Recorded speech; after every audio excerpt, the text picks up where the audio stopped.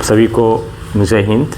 मैं आर.के. सिंह एक बार फिर से आपके लिए रेलवे अधिनियम का पार्ट 3 वीडियो लेके आया हूँ।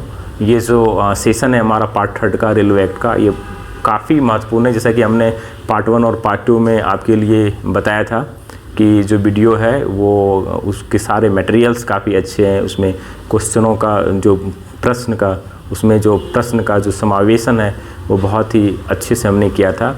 और आई थिंक ये जो हमारा 3rd वीडियो है ये भी आपके लिए काफ़ी उपयोगी होने वाला है, इसलिए आप इसे बहुत ही अच्छे से देखिए और इसका लाभ उठाइए।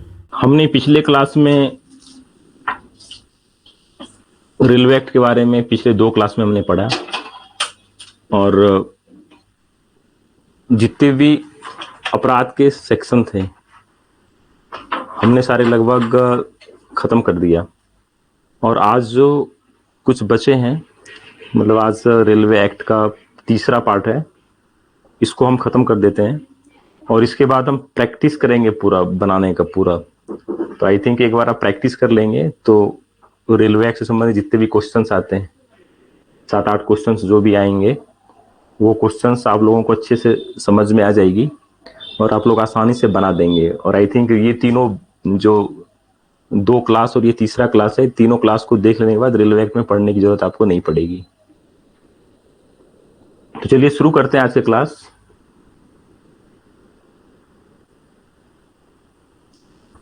जो इसका डिफिनेशन का सेक्शन है, परिभाषाओं में बहुत सारी परिभाषाएं दिए गए इसमें, तो जनरली वो पूछता नहीं है उतना। तो इसलिए जो परिभाषाएं मेन एग्जाम में आ सकता है और अभी तक जो आया है हम उसी के बारे में चर्चा करते हैं। बहुत सारी परिभाषाएं इसमें रेलवे एक्ट में, अभी समय भी आपका कम है और ज़्यादा पढ़ने की भी उतनी ज़रूरत नहीं। ऐसे आप लोग सरसरी निगाह से एक बार देख सकते हैं, बुक्स में देख लीजिएगा, या जो रेलवे एक्ट का बेयर एक्ट है, या जो बहुत सारी PDF अवेलेबल है आपके नेट पे, उसमें आप एक बार सरसरी निगाह से देख लीजिएगा। ऐसे जो मेन है वो मैं बता रहा हूँ। तो जिसमें जो धारा 2 है परिभाषाओं से संबंधित है। जनरली जितने भी एक्ट होते हैं उसकी धारा 2 होती है, उसमें परिभाषा ही दिया रहता है। तो इसमें सबसे पहला जो है ये 2 का 1 में प्राधिकृत यानी ऑथराइज्ड के बारे में बताया गया है। यानी इससे अर्थ है रेल प्रशासन द्वारा अधिकृत, जो भी रेल के द्वारा ऑथराइज किया गया है वो सब इसमें आएंगे। जो अगला इंपॉर्टेंट है वो है आपका 2 का 8, जिसको प्रेषिती यानी कंसाइनी कहते हैं। कंसाइनी इससे अर्थ है रेलवे रसीद में प्रेषित के रूप में नामित व्यक्ति।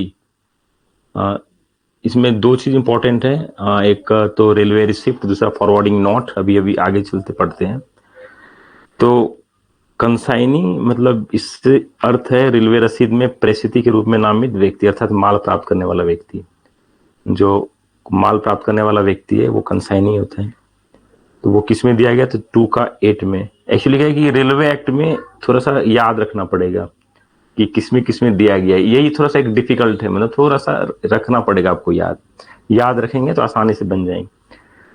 जो अगला है प्रेषण के बारे में है, यानी कि 2 का 9 में प्रेषण यानी कि कंसाइनमेंट, यानी इससे अर्थ है रेल प्रशासन को वाहन के लिए सौंपा गया माल। ठीक है।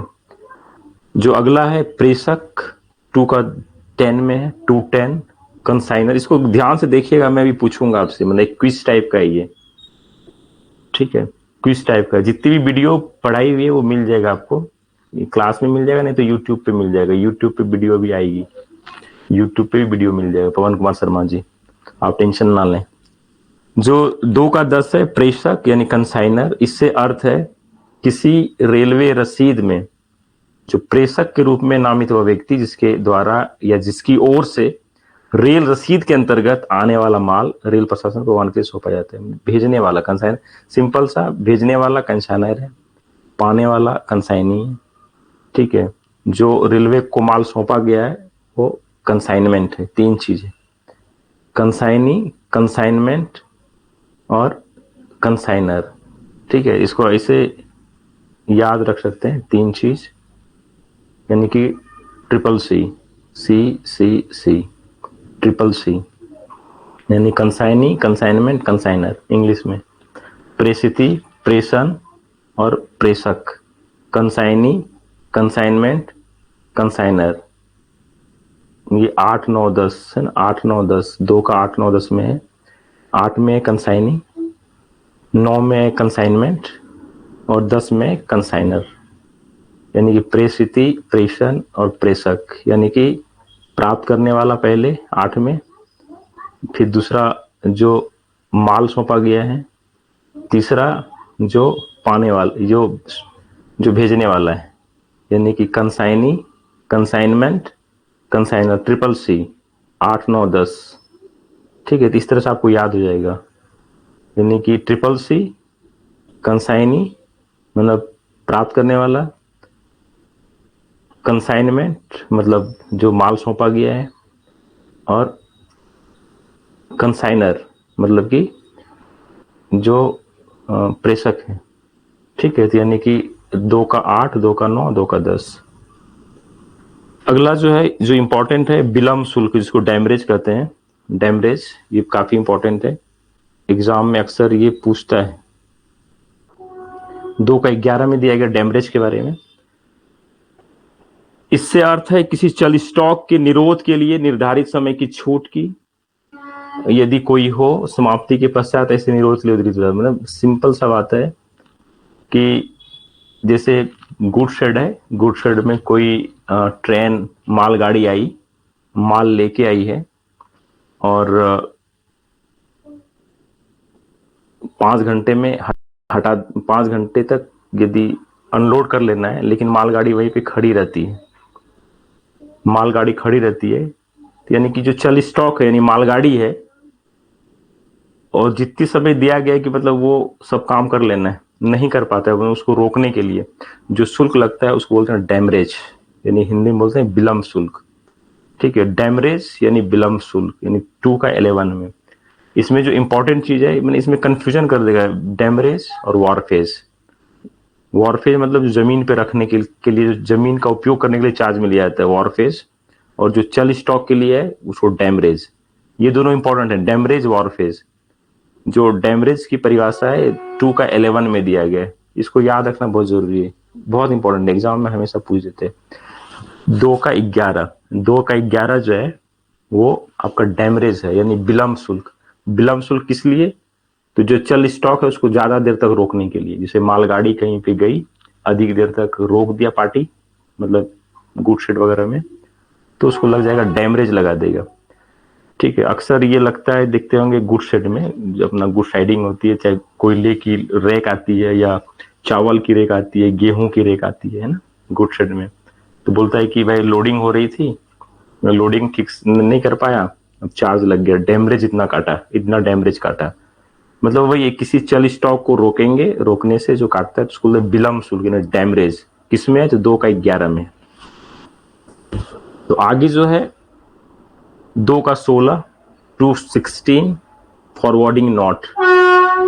फॉरवर्डिंग नॉट 216, अभी आगे चल के आगे पढ़ेंगे फॉरवर्डिंग नॉट के बारे में। धारा 64, 64, 64 में फॉरवर्डिंग नॉट के बारे में दिया। ये भी पूछता है फॉरवर्डिंग नॉट की परिभाषा किसमें दी गई, तो सीधा 2 का 16 में दिया गया फॉरवर्डिंग नॉट, जिसको हिंदी में प्रेषण टिप्पणी कहते हैं। तो लेकिन पूछ देगा, कभी कभी दे देगा धारा 64, तो धारा 64 में भी है 64। ठीक है, फॉरवर्डिंग नॉट 64 में तुमने, ये क्या होता है अभी हम आगे चल के पढ़ेंगे। जो माल हम बुक करते हैं, तो बुक करने के लिए एक फॉर्म दिया जाता है, भरते हैं। ठीक है, तो वो फॉरवर्डिंग नॉट होता है। तो वो किस में दिया गया? 2 का 16 में। आगे जो है 2 का 17, माल भाड़ा, यानी फ्रैट। फ्रैट को किस में प्राइस करते हैं? माल भाड़ा को। तो 2 का 17 में। तो मतलब इससे क्या होता है का अर्थ, माल के वहन के लिए उद्गृहित प्रभार, माने जो माल भाड़ा होता है, सिंपल सी बात है, वो है फ्रेट, 2 का 17 में है। तो अभी हमने आपको याद कराया, ऑथराइज था 2 का 1 में, और हमने ट्रिपल सी बोला। ट्रिपल सी यानी 8 9 10, यानी कि पहला था माल प्राप्त करने वाला, कंसाइनी, दूसरा था कंसाइनमेंट, और तीसरा था आपका कंसाइनर। तो ये तीनों याद रखिएगा, 2 का 8, 2 का 9, 2 का 10, फिर हमने आपको भी बताया कि जो विलंब शुल्क है यानी कि 2 का 11 में डैमरेज है, ठीक है। और अगला बताया हमने 2 का 16 में फॉरवर्डिंग नोट है जो धारा 64 के अधीन है। और अगला 2 का 17 में बताया फ्रेट माल भाड़ा है। मतलब इसमें सिर्फ याद रखना है। अगला जो है जो माल है उसकी परिभाषा किसमें है, तो 2 का 19 में गुड्स की परिभाषा, माल की परिभाषा 2 का 19 में गुड्स है, ठीक है। तो माल में अब आप लोग रेलवे में आरपीएफ में वर्किंग कर रहे हैं तो माल के बारे में जानते हैं क्या गुड्स है जो ट्रेन मालगाड़ी से आती है ना, सारा गुड्स है, पशु भी शामिल है उसमें। तो वो 2 का 19 में दिया गया है। तो आगे जो दिया गया है 2 का 22 संपार यानी लेवल क्रॉसिंग, 2 का 22 में लेवल क्रॉसिंग। ये सब इंपॉर्टेंट मैं बता रहा हूँ। लेवल क्रॉसिंग आप देख रहे हैं फाटक अक्सर टूटते रहते हैं, ठीक है। मतलब कि जो सड़क और लाइनों को उसी स्तर पर समतल क्रॉसिंग, लेवल क्रॉसिंग यानी 2 का 22 में। अगला जो है 2 का 23, 2 का 23 में लगेज जो सामान होता है यात्री का सामान, ठीक है। लगेज या तो यात्री खुद लेके जाता है या यदि रेल प्रशासन को सौंपते हैं कि भाई ये हमारा लगेज है आप लेके जाओ, तो सारा 2 का 23 में आता है लगेज में। अगला है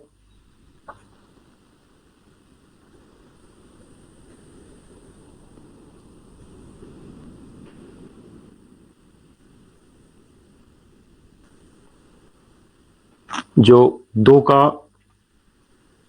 26 है अधिसूचना नोटिफिकेशन। नोटिफिकेशन जो है वो का अर्थ है राजपत्र में प्रकाशित अधिसूचना।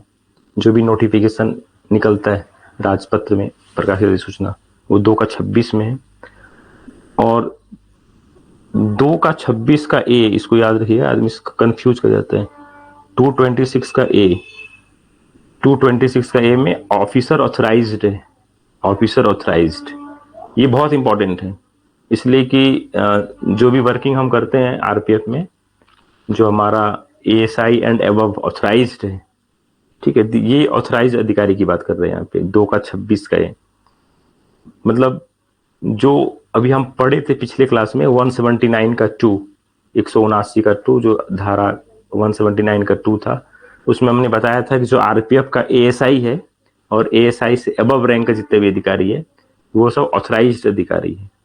दूसरा हमारे आरपीएफ के साथ साथ जो कॉमर्शियल का भी अधिकारी है, कॉमर्शियल का हो चाहे विजिलेंस का हो चाहे ऑपरेटिंग का हो, मैंने ये तीनों डिपार्टमेंट कॉमर्शियल, विजिलेंस और ऑपरेटिंग का जो ग्रुप सी का कर्मचारी है और उससे ऊपर का अधिकारी, वो सबको भी ऑफिसर ऑथराइज्ड किया गया है। तो वो 2 का 26 का ए में है।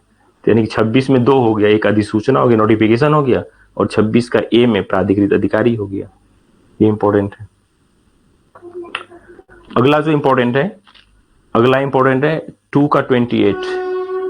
2 का 28 में पास के बारे में दिखाया गया, जो पास, ठीक है।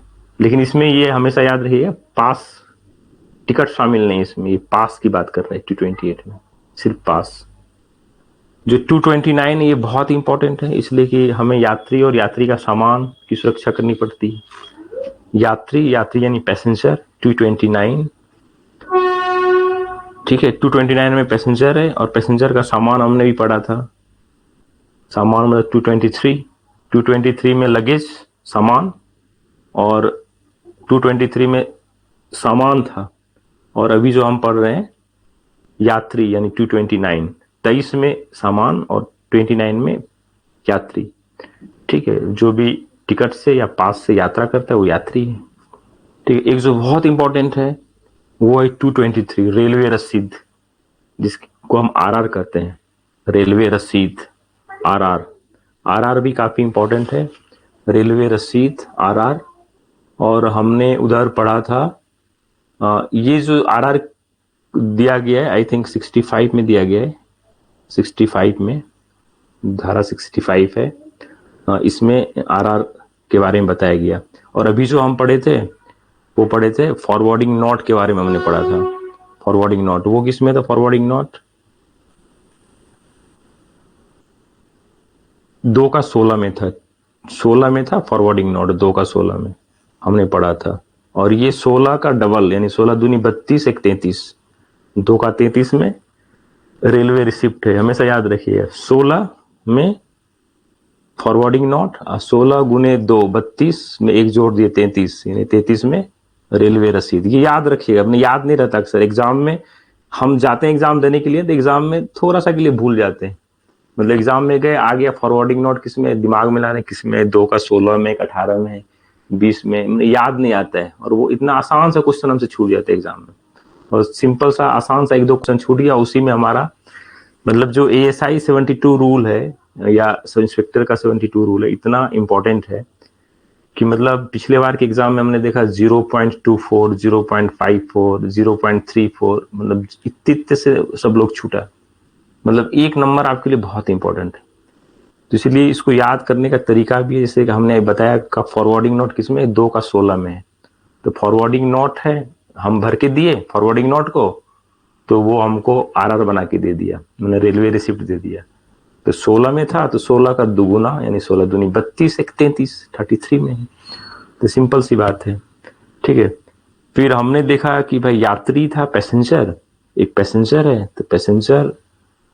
तो पैसेंजर यात्री है, वो यात्रा कर रहा था, तो 28 में पास लेके यात्रा कर रहा था, ठीक है। तो 28 में पास है और 29 में यात्री है। तो यात्री है तो वो अपना सामान भी तो लेके जा रहा होगा ना, सामान। तो सामान जो लेके जा रहा था, तो सामान की परिभाषा किसमें थी, सामान की परिभाषा अभी जस्ट हमने बताया था, सामान का तो 23 में था, 23rd में सामान था, 23rd में सामान था। इसको हम देखेंगे, 23rd में सामान था यात्री का, और यात्री 29 में, मतलब 23 में था वो, ये 29 में, मैंने 6 का फर्क है। 23 में सामान था और 29 में यात्री। और फॉरवर्डिंग नोट था 16 में, 2 का 16 में फॉरवर्डिंग नोट था। फॉरवर्डिंग नेट 16 का डबल, यानी 32, एक 33, 33 में रेलवे रसीद है। वो 64 में था, ये 65 में।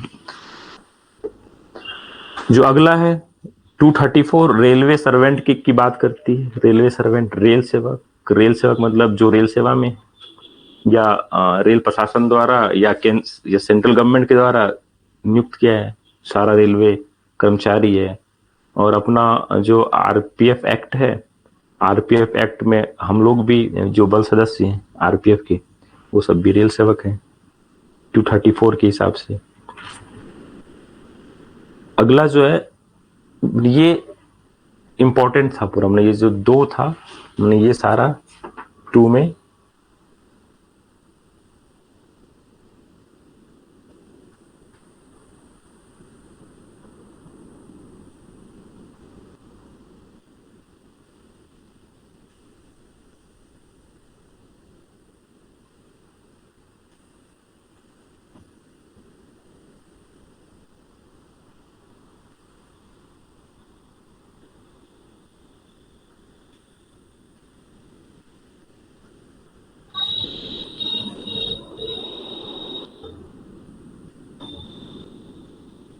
ये सब काफी इंपॉर्टेंट था। अभी थोड़ा सा कुछ हम देखते हैं ऑब्जेक्टिव, अभी इतना हमने बताया, आपको क्या याद रहा, थोड़ा सा टेस्ट करते हैं आपको।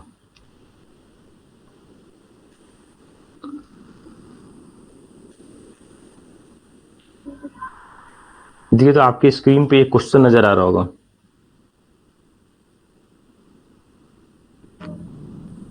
इसके कमेंट के माध्यम से दिए आंसर। तो ये मैंने बताया है, यात्री को रेल अधिनियम की किस धारा में परिभाषित किया गया है। यात्री को रेल अधिनियम की किस धारा में परिभाषित किया गया, यात्री को कमेंट के माध्यम से तुरंत बताइए। यात्री हमने बताया था, यात्री सभी लोग दीजिए फटाफट।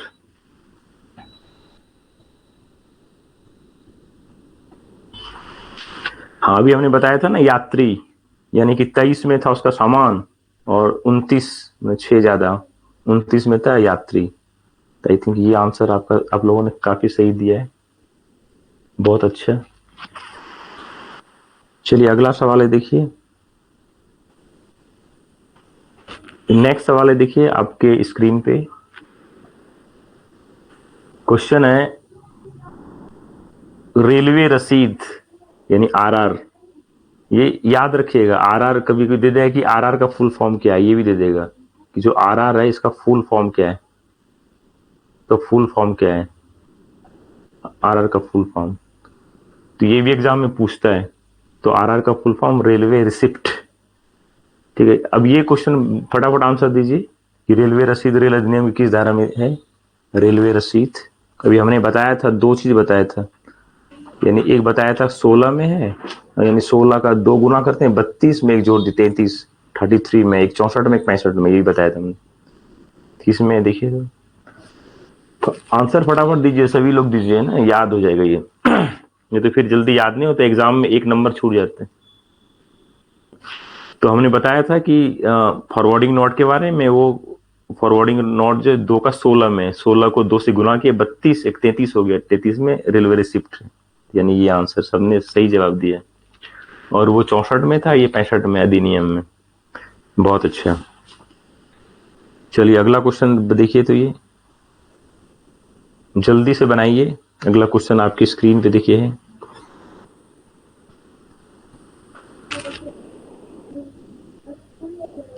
माल भाड़ा रेल अधिनियम की किस धारा में है। माल भाड़ा, माल भाड़ा वो किस में है, अभी हमने बताया था आपको माल भाड़ा,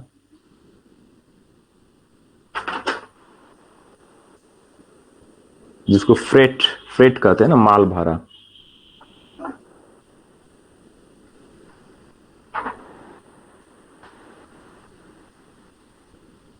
बहुत जो माल है ये 19 में है, जो माल है, ठीक है, माल भाड़ा में उससे पहले 2 है, माल भाड़ा यानी freight, FREIGST freight, FREIGST freight, माल भाड़ा यानी फ्रेट।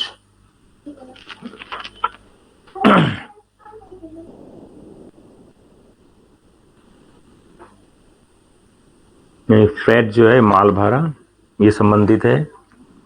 सभी ने जवाब दिया, यानी माल जो है गुड्स, माल मतलब गुड्स, जो गुड्स है ये 219 में है, और जो फ्रेट है यानी माल भाड़ा वो है 2 का 17 में। सभी ने सभी सही जवाब दिया है लगभग सबने।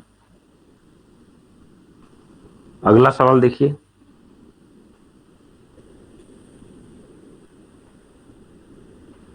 अभी हमने जस्ट बताया कि ऑफिसर ऑथराइज्ड प्राधिकृत अधिकारी, अभी हमने जस्ट बताया था प्राधिकृत अधिकारी यानी ऑफिसर ऑथराइज्ड।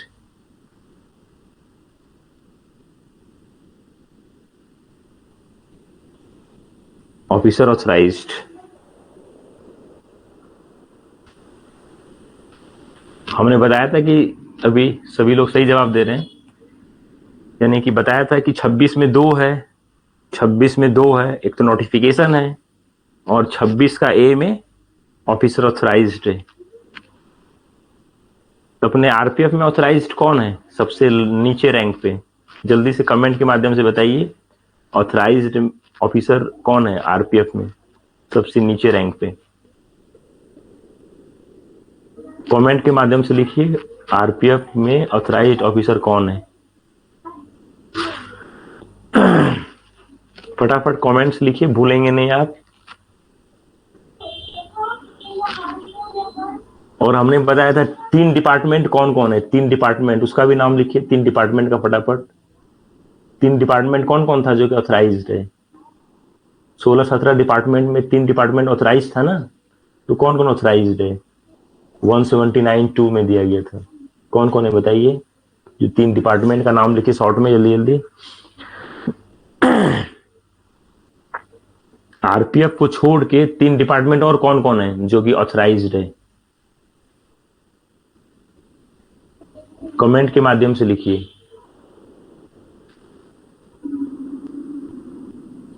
सिक्योरिटी है, कॉमर्शियल है, ठीक है, और कौन 2 है। ऋतुपर्णा सेन जी कह रहे हैं कि कॉमर्शियल सिक्योरिटी, बहुत अच्छा, और 2 है ना उसमें, माना सिक्योरिटी को छोड़ के 2 और 3 है।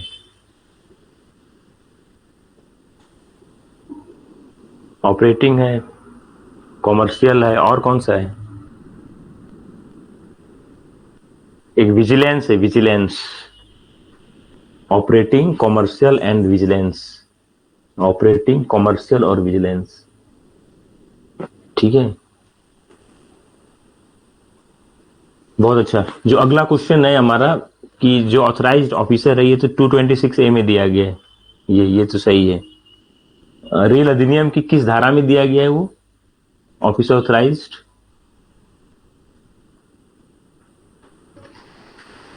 रेल अधिनियम की किस धारा में? 26 तो परिभाषा है, किसमें बताया गया है वो, कौन धारा में? 179 का 1 में, 2 में, 3 में, 4 में, किसमें?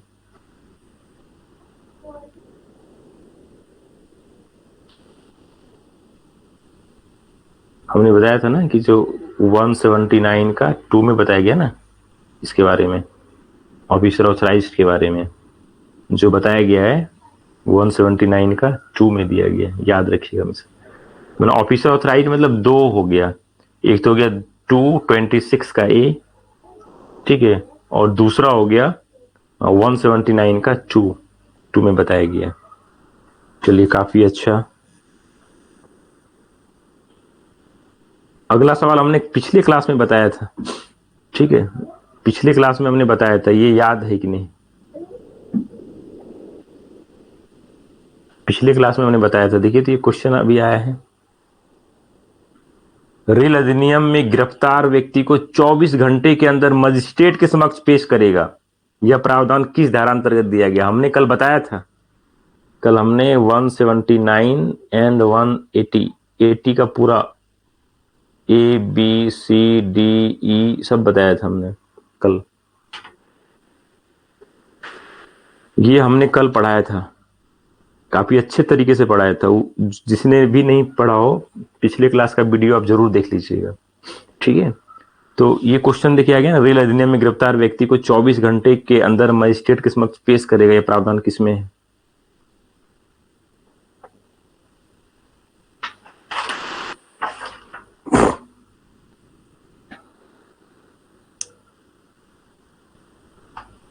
सभी लोग लिखिए, गलत भी लिखिए, कोई टेंशन नहीं, गलत भी लिखिए।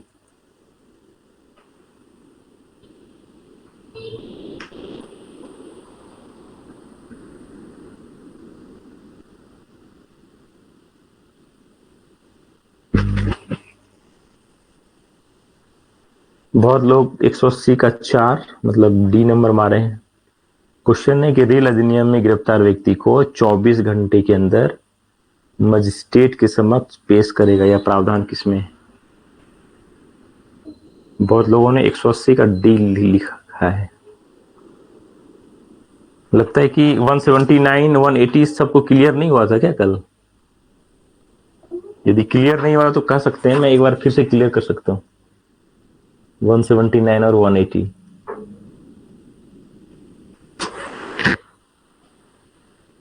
तो हमने पिछले क्लास में बताया था कि जो 179 था, 179, इसमें हमने 4 बातें बताई थी, 4 बातें इसमें हमने बताई थी, 1 2 3 4, 4 बातें। एक बार शॉर्ट में देख लीजिएगा, क्योंकि बहुत लोगों ने डी आंसर लिखा है, किसी ने 180 का 3, 180 का 4, सबका कंफ्यूजन है।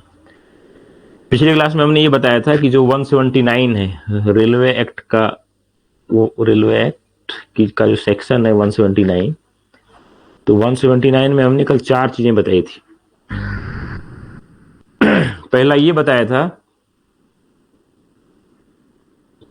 कि ए में ये कहता है कि 150,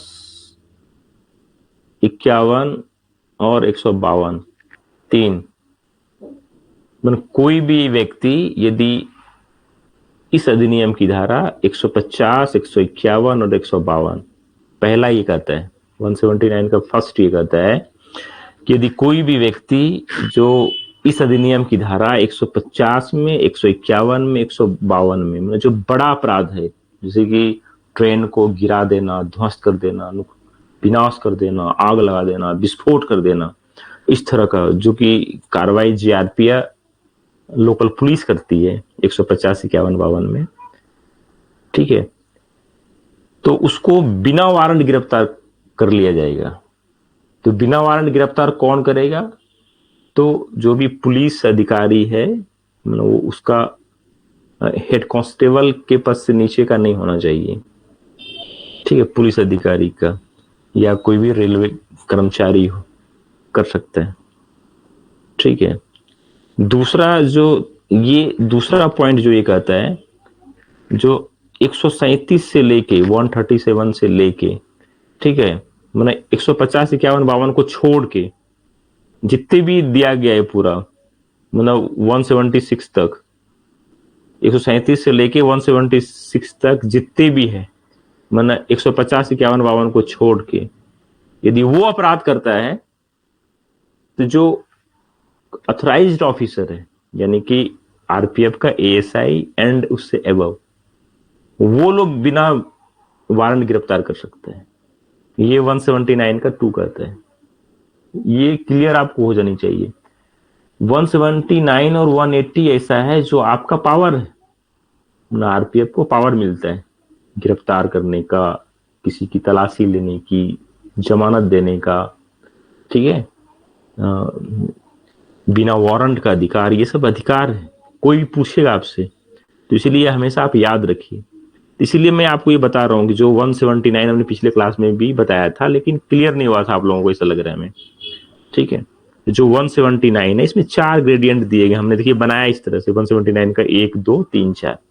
तो 179 का जो पहला था, हमने पिछले क्लास में आपको बताया था कि जो पहला कहता है कि जो बड़े अपराध हैं, मैंने 150 का, 151 का, 152 का, यानी उसमें कोई व्यक्ति उस तरह का अपराध करता है, उस धाराओं के अंतर्गत बड़ा अपराध, ट्रेन का विनाश कर देना, आग लगा देना, विस्फोट कर देना, है ना, इस तरह से, तो उसको पुलिस का जो भी हेड कांस्टेबल से नीचे का पद का नहीं हो या कोई भी रेल सेवक हो, है ना, वो बिना वारंट गिरफ्तार कर सकता है।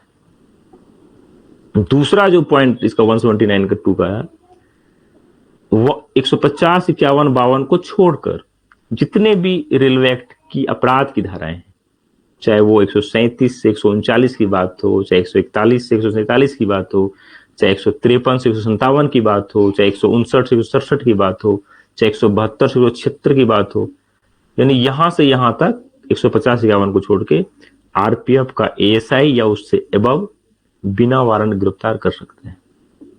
जो तीसरा है, तीसरा पॉइंट ये कहता है, ठीक है, ये दोनों के लिए, पहला और दूसरा के लिए, यदि आपको हेल्प की जरूरत है, हेल्प की, जैसे मान ले कि आप गए हैं, आप 2 आदमी हैं, वो लोग 5 आदमी हैं, तो कैसे पकड़ेंगे, गिरफ्तार नहीं कर सकते।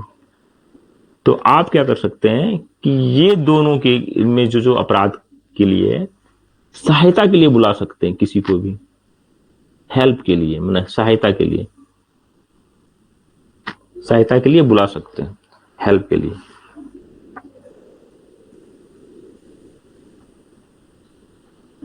यानी कि सहायता के लिए आप बुला सकते हैं, तो वो आपका हेल्प कर देगा। तो तीसरा ये कहता है कि 179 का 1 में 2 में जो भी आपको हेल्प चाहिए, ठीक है, तीसरा कहता है कि आप हेल्प के लिए किसी को भी बुला सकते हैं।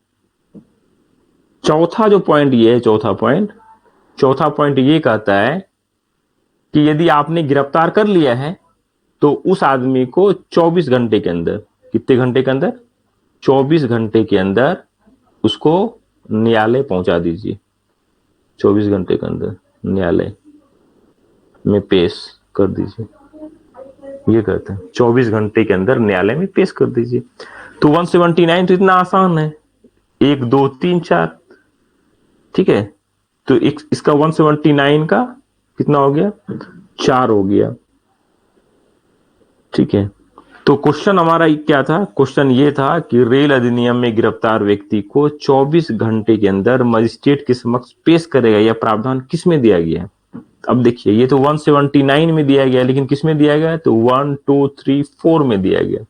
तो 179 का ये जो 2 है, ये मिस्टेक है, यहाँ पे 179 का 4 होना चाहिए, तो आंसर आपका ये होगा, बी नंबर, ठीक है। तो इस तरह से एग्जाम में बहुत सारे क्वेश्चन भी रहते हैं जो गलत भी दे देते हैं आंसर।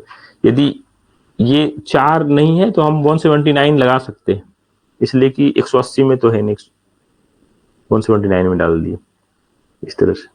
तो ये था, आई थिंक 179 जो है आपको बहुत ही अच्छे तरीके से क्लियर हो गया होगा। अगला क्वेश्चन देखिए, आपकी स्क्रीन पे आ रहा है।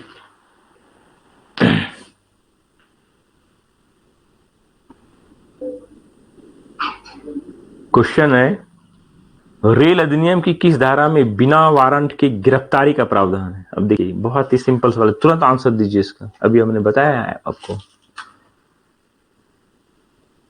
कमेंट के माध्यम से तुरंत आंसर दीजिए। तुरंत तुरंत आंसर दीजिए कमेंट के माध्यम से।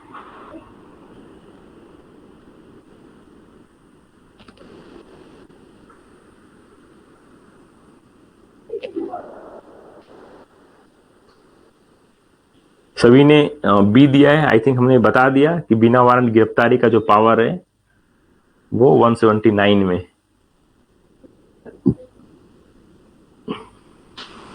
बहुत अच्छा। अगला देखिए,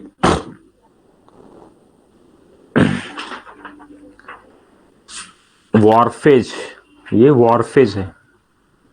वॉरफेज को रेल अधिनियम की किस धारा में परिभाषित किया गया? वॉरफेज, आई थिंक इसको भी हमने बताया नहीं। वॉरफेज आ गया।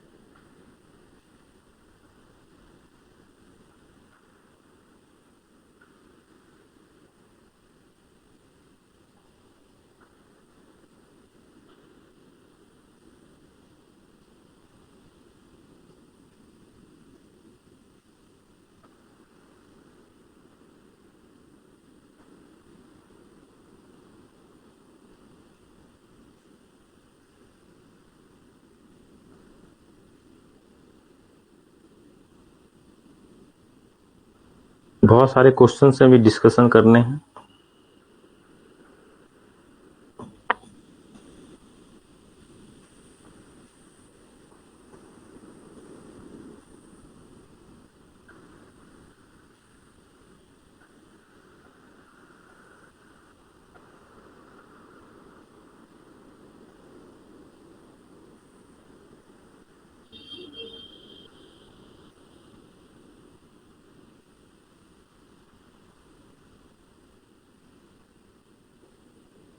चलिए, वॉरफेज के लिए के बारे में हमने पूछा था। वॉरफेज को रेल अधिनियम की किस धारा में बताया गया?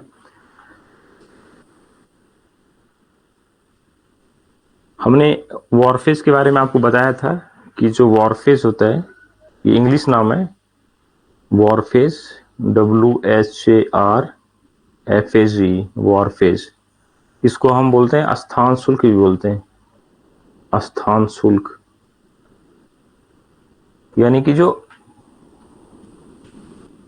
रेलवे की जमीन है, यानी स्थान है, स्थान में सामान रख दिया गया है और बताया गया कि इसको 10 घंटे में हटा लो, 5 घंटे में हटा लो, और वो नहीं हटाता है वहां से, तो वो स्थान शुल्क हो गया। मतलब उस स्थान का शुल्क, यानी कि ये दिया गया है आपका 241 में, 241 में। सबने सही जवाब दिया है, सभी लोगों ने डी नंबर दिया है। आई थिंक आपको पहले से याद है। हाँ, स्थान शुल्क भी बोलते हैं, बहुत लोग बोलते हैं स्थान भाड़ा, स्थान भाड़ा, तो ये भी सही है, स्थान भाड़ा भी सही है। तो काफी अच्छा जवाब लोगों ने दिया, बहुत अच्छा वारफेज के बारे में।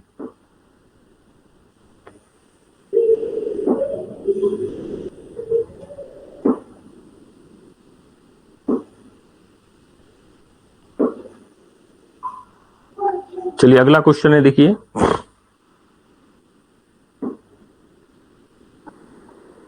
अगला क्वेश्चन आपकी स्क्रीन पे आया है।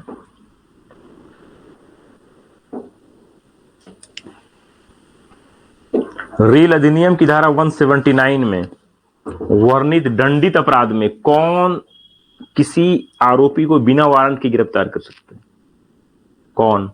रेसुबो आरक्षक, रेसुबो हेड कांस्टेबल, उपरोक्त ए एवं बी दोनों, या रेल सेवक या पुलिस अधिकारी जो कि हेड कांस्टेबल के पद से नीचे का ना हो?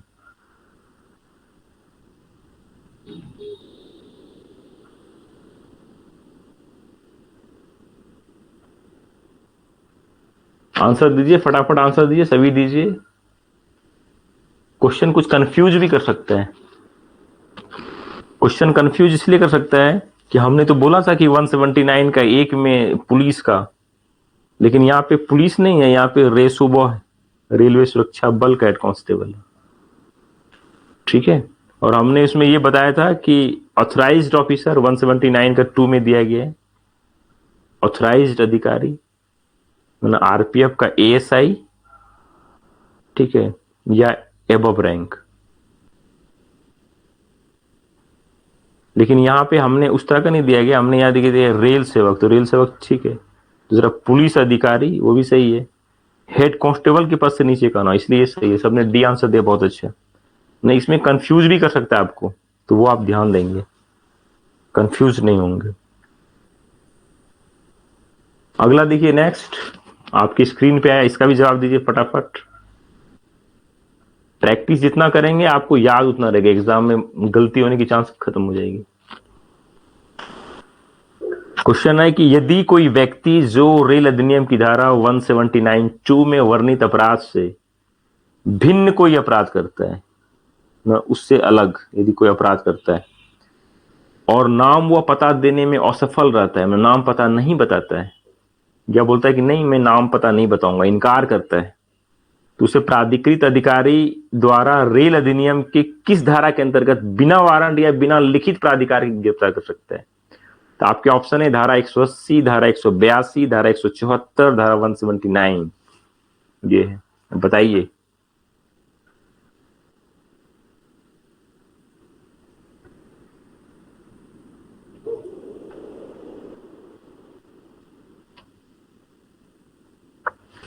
सभी लोग आंसर दे रहे हैं, एक बार हम बता देते हैं। कल हमने जो बताया था 180 बताया था, ठीक है, तो उसमें हमने ये कहा था कि इसमें 3 चीजें थी, 1 2 3, 3 चीजें थी। 3 चीजें क्या क्या थी? जो 180 में पहला ये कहता था कि 179(2) में वर्णित अपराध से भिन्न कोई अपराध करता है, 179 का जो 2 है उससे भिन्न। तो 179 का 2 में तो बहुत सारा चीज दिया गया था, 2 में मतलब 137 से लेके 176 तक। अब बोलता है कि उससे भिन्न कोई अपराध करता है, ठीक है, तो भिन्न अपराध करता है। और या मान लो कि टीटी मांगता है कि भाई अधिक पैसा है, टिकट आपका इतना दो, वो देने से इनकार करता है, ठीक है, और ऐसा लगता है कि वो जो नाम पता बता रहा है वो भी गलत है और वो भाग जाएगा, ठीक है, तो उसको हम क्या करते हैं कि बिना वारंट की गिरफ्तार कर सकते हैं, बिना लिखित प्राधिकार की गिरफ्तार कर सकते हैं। तो ये एक में बताया गया है। दूसरा में ये बताया गया था कि आप सहायता के लिए किसी को हेल्प के लिए बुला सकते हैं, यदि बुलाना है तो हेल्प के लिए बुलाइए किसी को भी, वो आपकी हेल्प करेगा, ठीक है। तीसरा में था कि इस धारा के अधीन जो यदि आपने गिरफ्तार किए हैं, ठीक है, और वो अपना नाम पता नहीं बताता सही से, तो 24 घंटे के अंदर उसको पेश करना है ऑनरेबल कोर्ट के समक्ष, 24 घंटे में पेश करना ऑनरेबल कोर्ट के समक्ष, कोर्ट के पास। तो ये इसमें 180 का 3 में पहला, दूसरा, तीसरा। 180 का पहले में ये था कि यदि 137 से लेके 176 तक को अपराध भिन्न भिन्न, जैसे 150 का कर लिया, 51 का कर लिया, 52 का कर लिया, है ना, और वो नाम पता ठीक से नहीं बताता है और आपको लगता है कि वो भाग जाएगा, ठीक है, तो उसको बिना वारंट गिरफ्तार कर लीजिए। दूसरा क्या है कि गिरफ्तारी करने के लिए हेल्प के लिए किसी को बुला सकते हैं। और तीसरा क्या है कि ऐसे व्यक्ति जो नाम पता ठीक से नहीं बताता है उसको मजिस्ट्रेट के सामने पेश कर देना 24 घंटे में। तो ये 3 चीजें इसमें। तो इसका आपका आंसर हो जाएगा, सभी ने आंसर दिया 180, बहुत अच्छा, सबको आई थिंक समझ में आ गया है, तो ये आंसर हो गया इसका। अगला देखिए, हमने बताया था अभी डैमरेज के बारे में। डैमरेज रेल अधिनियम की किस धारा में परिभाषित है, बताइए फटाफट। डैमरेज अभी हमने बताया था दो चीज, वॉरफेज, डैमरेज। वॉरफेज डैमरेज बताया था, इसका आंसर कमेंट के माध्यम से बताइए।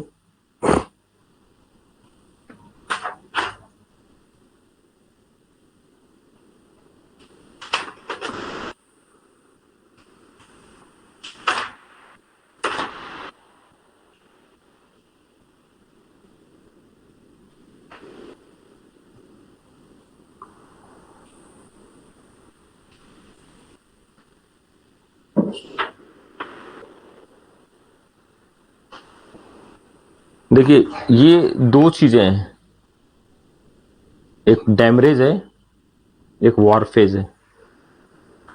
ये दोनों एग्जाम में आता ही आता है और अक्सर हम भूल जाते हैं, तो इसको याद करना बहुत जरूरी है। तो ये जो दिया गया है 2 का 11 में दिया गया डैमरेज, और वॉरफेज है यानी कि 2 का 41 में दिया गया। इसको याद रखिए ना, ये 1 सामने 4 हो गया ना, 41 से 11 41, याद रखिएगा इसको, डैमरेज वॉरफेज, तो बन जाएगा ये 2 का 11 में, ये 2 का 11 में डैमरेज। वॉरफेज किस में है, 2 का 41 में। डैमरेज 2 का 11 में और वॉरफेज 2 का 41 में।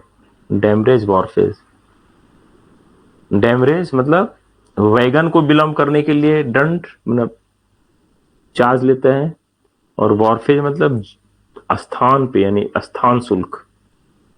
ये वैगन का शुल्क ज्यादा देर तक रिटेन करने का, और ये स्थान का शुल्क। चलिए अगला क्वेश्चन देखिए, 6ठा नंबर क्वेश्चन है। नेक्स्ट क्वेश्चन है, नंबर गलत है, अलग अलग है। ट्रेन में यात्रा के दौरान, अगला क्वेश्चन अभी स्क्रीन पे आ रहा है आपका। ट्रेन में यात्रा के दौरान टीटी द्वारा टिकट चेकिंग के दौरान एक यात्री से टिकट की मांग करता है कि भाई अपना टिकट दिखाओ, लेकिन वो व्यक्ति अपना टिकट प्रस्तुत करने के लिए न वो बाध्य होगा, मतलब उसको दिखाना पड़ेगा। किसमें बताया गया है ऐसा, धारा 54, धारा 56, धारा 55, धारा 57, इस तरह का मैटर किसमें बताया गया है?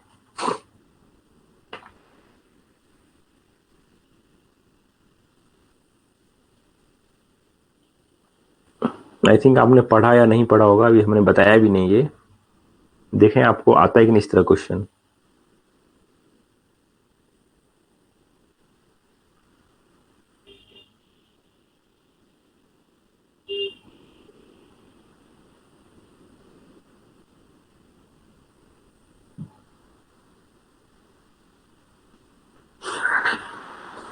बहुत सारे लोग सी बोल रहे हैं, बहुत सारे लोग ए बोल रहे हैं, ठीक है।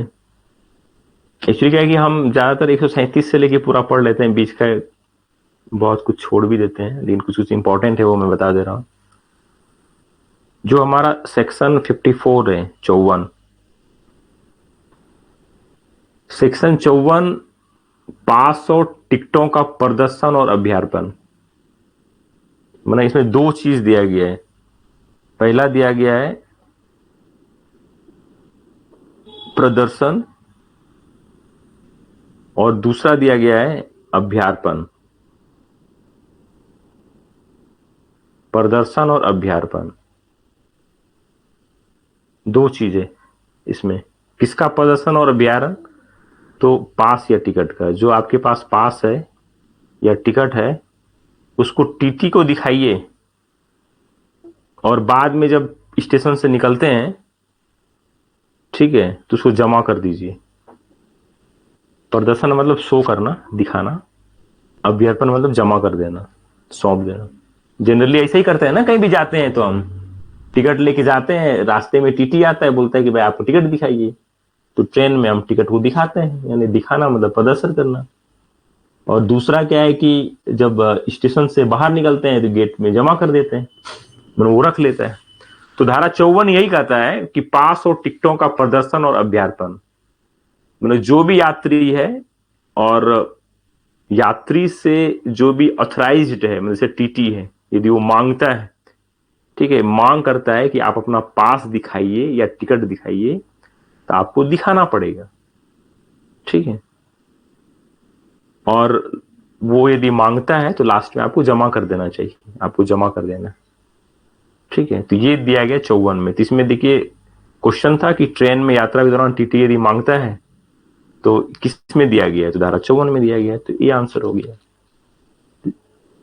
आई थिंक ये समझ में आ गया होगा आपको। नेक्स्ट क्वेश्चन देखिए, आपकी स्क्रीन पे आ रहा है नेक्स्ट क्वेश्चन।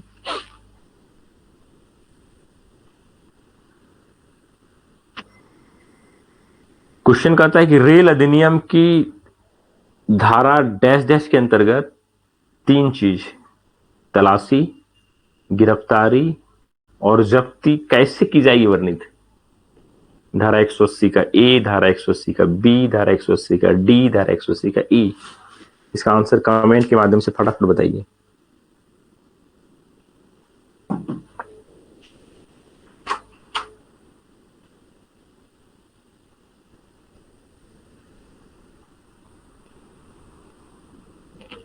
थोड़ा सा कंफ्यूजन है, हमने इसमें बताया था कि जो 180 का ई है सेक्शन, 180 का ई तीनों ही चीजों को बताता है, तलाशी, गिरफ्तारी और जब्ती, ठीक है, तीनों के बारे में बताता है धारा 180 का ई। यानी कि 180 का ई ये बताता है कि तलाशी, गिरफ्तारी और जब्ती ठीक उसी तरह से की जाएगी जैसा कि सीआरपीसी में प्रावधान है, जैसा कि सीआरपीसी में प्रोविजन है, उसी तरीके से करना है। और इसमें आपको पावर दिया गया 180 का ई में, तलाशी का, गिरफ्तारी का, जब्ती का, मतलब कैसे करना है, प्रोसीजर कैसे अपनाना है, उसका कार्रवाई कैसे करनी है। तो 180 का ई है, तो ई के लिए आंसर कौन सा होगा, डी नंबर। तो डी सही है। अगला क्वेश्चन देखिए,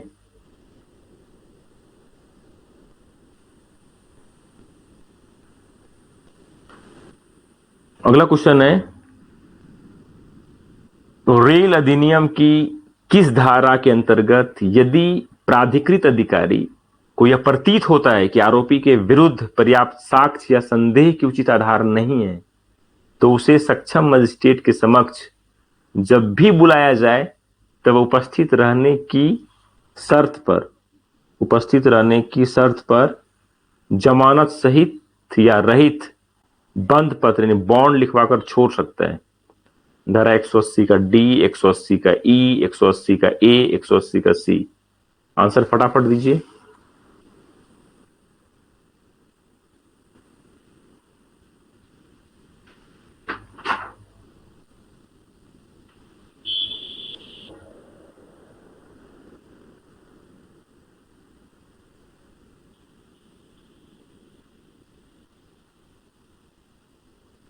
और लोग सब आंसर दीजिए फटाफट।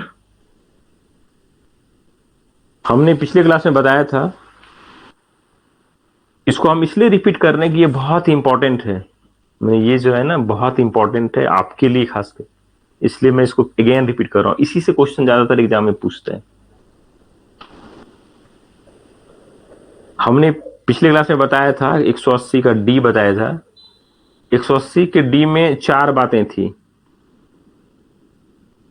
चार बातें थी। ये रेलवे एक्ट का आज लास्ट क्लास है, इसके बाद रेलवे एक्ट खत्म है, ये मैं बता रहा हूं।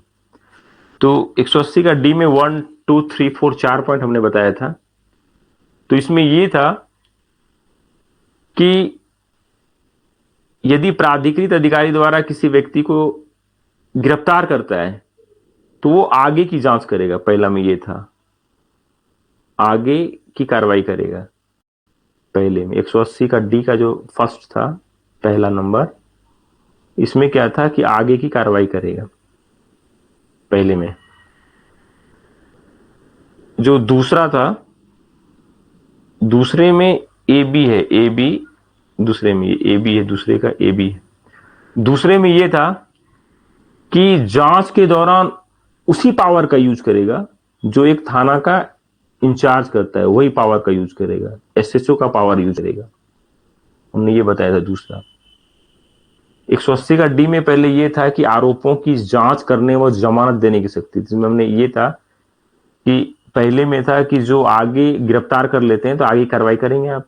दूसरा ये था कि वही पावर होगा जो एक एसएचओ का पावर होगा। तो क्या होगा? तो 2 का ए, 2 का बी, दो था ए और बी। ठीक है। ए में ये था कि यदि लगता है कि संदेह का उचित आधार है आरोपी के अगेंस्ट में, ठीक है, तो आप चाहते हैं तो आप जमानत भी ले सकते हैं। ठीक है। और या तो उसको मजिस्ट्रेट के पास पेश कर सकते हैं, इसको मजिस्ट्रेट के पास पेश कर देंगे, या इसको हम जमानत भी दे देंगे, दोनों काम कर सकते हैं। दूसरा बी में भी वही बताया गया है कि यदि पर्याप्त साक्ष्य संदेह के उचित आधार नहीं है, ठीक है, और आपको लगता है कि मतलब जब भी उसको आप बुलाएंगे वो आ जाएगा, ठीक है, तो शर्त पे हम बॉन्ड देके भी उसको छोड़ सकते हैं और बोलते हैं कि जाओ कोर्ट में चला जाना, इस तरह का। तो ये 180 का डी में ही है, तो इसीलिए ए नंबर आंसर है। अगला क्वेश्चन देखिए, फटाफट बनाइए। इसका भी फट से आंसर दीजिए तुरंत। रेल अधिनियम की दंडनीय धाराओं के अंतर्गत यदि किसी व्यक्ति को प्राधिकृत अधिकारी के अलावे किसी व्यक्ति के द्वारा गिरफ्तार किया गया हो, तो उसे बिना देरी के ऐसे अधिकारी के समक्ष ले जाया जाएगा, वर्णित है। बनाइए इसको, कल भी हमने बताया था ये क्वेश्चन। इसका आंसर कमेंट के माध्यम से तुरंत दीजिए। यदि ऑथराइज्ड अधिकारी के अलावे किसी अन्य व्यक्ति ने गिरफ्तार किया है तो वो ऐसे अधिकारी को समझ ले जाए, किसमें दिया गया है?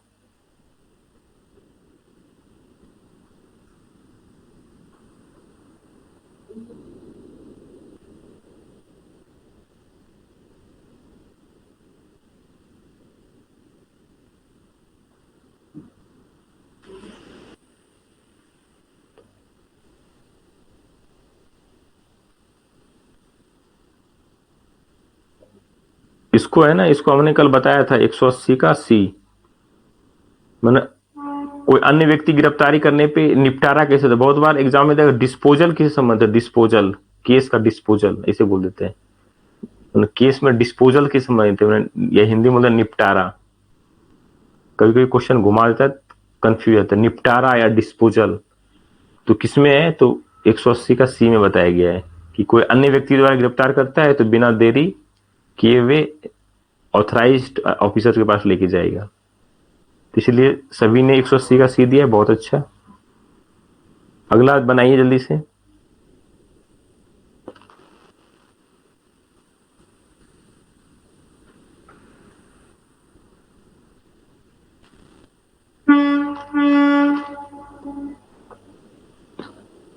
रेलवे सुरक्षा बल के प्राधिकृत अधिकारी द्वारा रेल अधिनियम के दंडनीय अपराधों में गिरफ्तार व्यक्ति को जमानत पर रिहा करने की शक्ति है। अभी आप रिहा करते हैं ना, जमानत देते हैं, तो किसमें पावर है, आप किसके तहत देते हैं?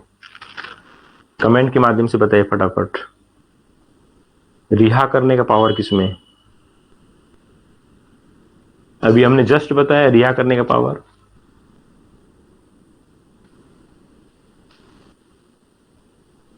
कमेंट के माध्यम से बताइए, याद हो जाएगा ये, एक बार याद हो जाएगा कभी भूलेंगे नहीं। तुरंत बताया था, तो 180 का डी में है, बिल्कुल सही। अगला क्वेश्चन है, देखिए। अभी हमने बताया था लेवल क्रॉसिंग को परिभाषित किया गया, लेवल क्रॉसिंग डिफिनेशन बताया था, लेवल क्रॉसिंग, संपार फाटक।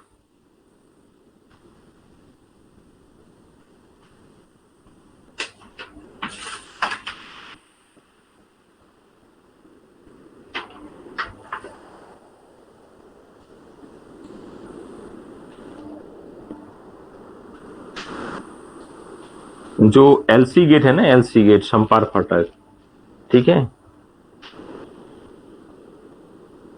सम मतलब बराबर, सम बराबर, ठीक है, याद रखिएगा। मतलब सम मतलब बराबर, सभी बराबर है। समपार फाटक बोलते हैं ना, समपार, समपार, समपार मतलब सब सम बराबर है, दो दो दो दो दो है ना, 2 का 22 में समपार, यानी 2 22, सब देखिए 2 2 2 है ना, सम में सब एक ही तरह का सेम है, यानी समपार, समपार यानी 2 2 2 यानी 2 का 22, याद रखिएगा। समपार फाटक एलसी गेट बहुत इजी में याद हो जाएगा। सम, सम मतलब बराबर, ठीक, बराबर मतलब 2 2 2 यानी 2 का 22, याद रखिएगा। अगला क्वेश्चन देखिए, पास या टिकट के बिना यात्रा करने का प्रतिबंध रेल अधिनियम की किस धारा में वर्णित है? प्रतिबंध लगाया गया है कि बिना टिकट का या पास का नहीं है तो आप यात्रा नहीं करेंगे, ठीक है। इसका एक सेक्शन है 55 रेल अधिनियम की धारा है 55। ये कहता है 55 कि आपको पास या टिकट लेना ही पड़ेगा, नहीं तो आप यात्रा नहीं करेंगे, ना ही रेलगाड़ी में प्रवेश करेंगे, ना ही प्लेटफॉर्म पे प्रवेश करेंगे, कहीं नहीं करेंगे, आपको लेना पड़ेगा। तो ये दिया गया धारा 55 में, 55 में। सभी ने सही जवाब दिया है, बहुत अच्छे। अगला क्वेश्चन देखिए, महिलाओं के लिए कक्ष आदि निश्चित करना रेल अधिनियम की किस धारा में वर्णित है? जो महिला है उसके लिए कक्ष निश्चित करना पड़ेगा, ठीक है। मैंने ये सरकार का काम है, कि सरकार जो है, जो रेल अधिनियम का सेक्शन 57 है, 57, 57 ये कहता है कि प्रत्येक कक्ष के लिए यात्रियों की अधिकतम संख्या, मतलब कि रेल प्रशासन जो है यात्रियों का कितना संख्या रहेगा, ठीक है, वो नियत करेगा, ठीक है। कक्ष में मतलब जैसे ट्रेन में कितने यात्री रहेंगे, यानी कि यात्रियों की अधिकतम संख्या, यात्रियों की अधिकतम संख्या मतलब कितनी रहेगी, ये जो है डिनोट करेगा, मतलब कि प्रत्येक कक्ष में जितने भी रेलगाड़ी का डब्बा है उसमें कितने लोग रहेंगे, वो सेक्शन 57 में दिया गया है। वहीं जो सेक्शन 58 है, 58 में ये कहता है कि महिलाओं के लिए कक्ष निर्धारित करना, कि प्रत्येक रेल हो, है ना, मतलब रेलगाड़ी में एक कक्ष होगा, इसमें इतनी संख्या में इतनी सीटें होगी, है ना, जो महिलाओं के लिए होगी, तो ये 58 में बताया गया। तो क्वेश्चन है महिलाओं के लिए कक्ष, तो 58 होगा। सबों ने सी दिया है, बहुत अच्छे, महिलाओं के लिए कक्ष। अगला क्वेश्चन है, ये बहुत इंपॉर्टेंट क्वेश्चन है ये, रेलगाड़ियों के भार साधक रेल सेवकों और यात्रियों के बीच संचार साधन के बारे में रेल अधिनियम की धारा बनी थी। कम्युनिकेशन, रेल सेवक मतलब जो भी ट्रेन में गार्ड ड्राइवर है, यात्री के बीच में संचार का साधन मतलब बातचीत करने का साधन या जो भी सिस्टम, वो किस में दिया गया? धारा 58, धारा 59, धारा 60, धारा 144।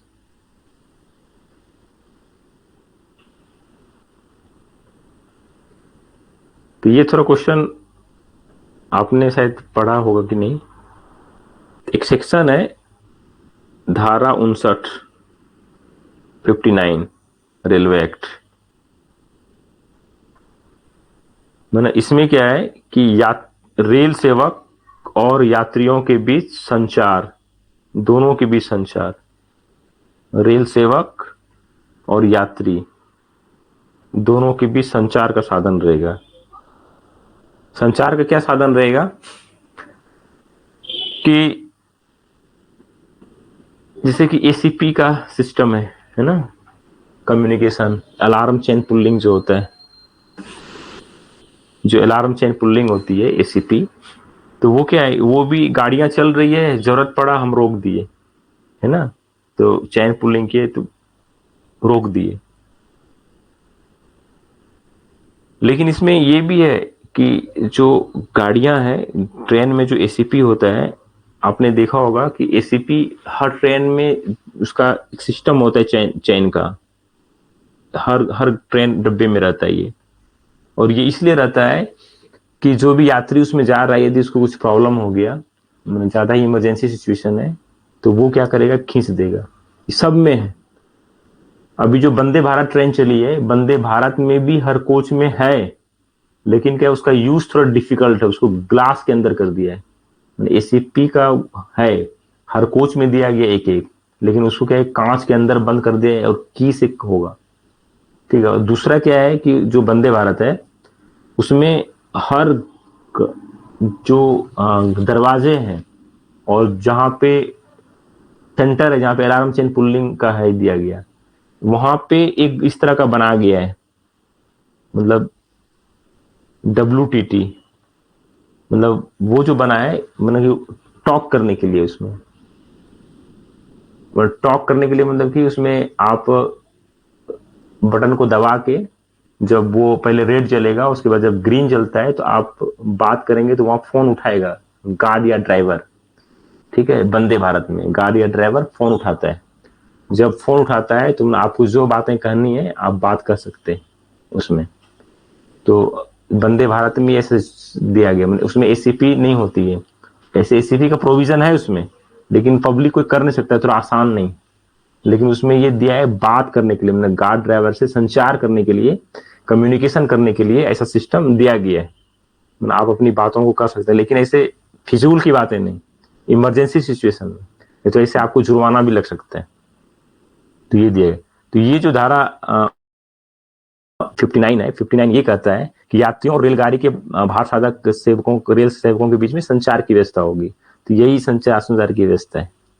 ठीक है। और यदि बहुत जगह जैसे कि एसीपी बहुत होती है, तो यदि सरकार चाहे, रेल सरकार, तो एसीपी को कुछ दिन के लिए बंद भी कर सकता है। इसमें दिया गया है 59 में कि संचार साधनों का यदि दुरुपयोग किया जा रहा है, पब्लिक बार बार एसीपी कर दे रहा है, तो उस रेलगाड़ी में ऐसे संचार साधनों को कुछ अवधि के लिए, यदि सरकार ठीक समझता है, तो उसको बंद कर सकता है। ऐसा सिस्टम है, छूट दी जा सकती है। ये धारा 59 में बताया गया है, इसलिए बहुत इंपॉर्टेंट। तो इसका जो जो बी नंबर है ऑप्शन, वो बिल्कुल सही है, 59। तो अगला क्वेश्चन एक देखिए, ये भी आपके डिफिनेशन संबंधित है, इसका तुरंत जवाब दीजिए।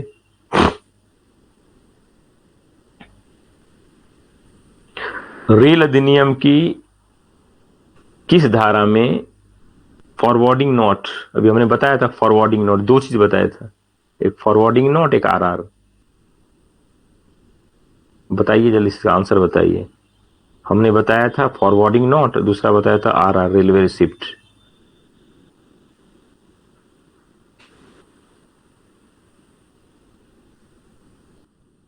इसका बताया था, इसका देखिए, सभी लोग आंसर दे रहे हैं फटाफट।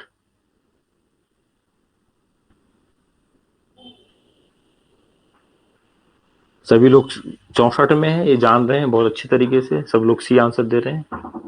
ये दोनों को याद रखिए, बहुत इंपॉर्टेंट है, फॉरवर्डिंग नोट और आरआर, एक 64 में, एक 65 में।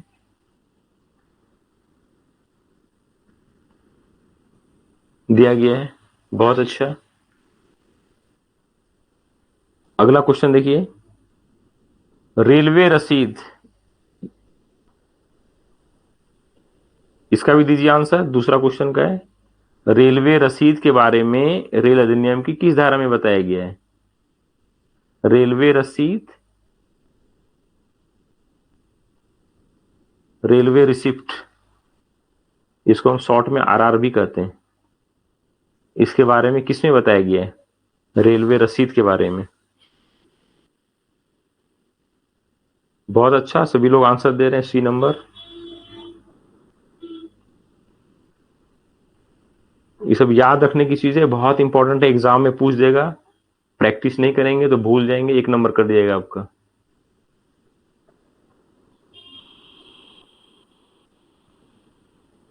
बहुत अच्छे।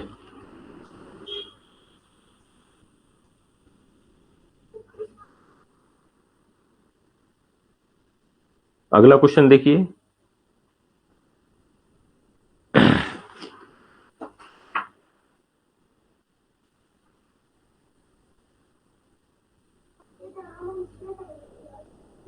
भारतीय रेल अधिनियम 2003 जो संशोधित अधिनियम है, ऑथराइज अधिकारी को किसी व्यक्ति को सम्मन करके बयान ले सकता है, बुलाने का अधिकार किसमें दिया गया? 180 का ए बी सी डी किसमें दिया गया?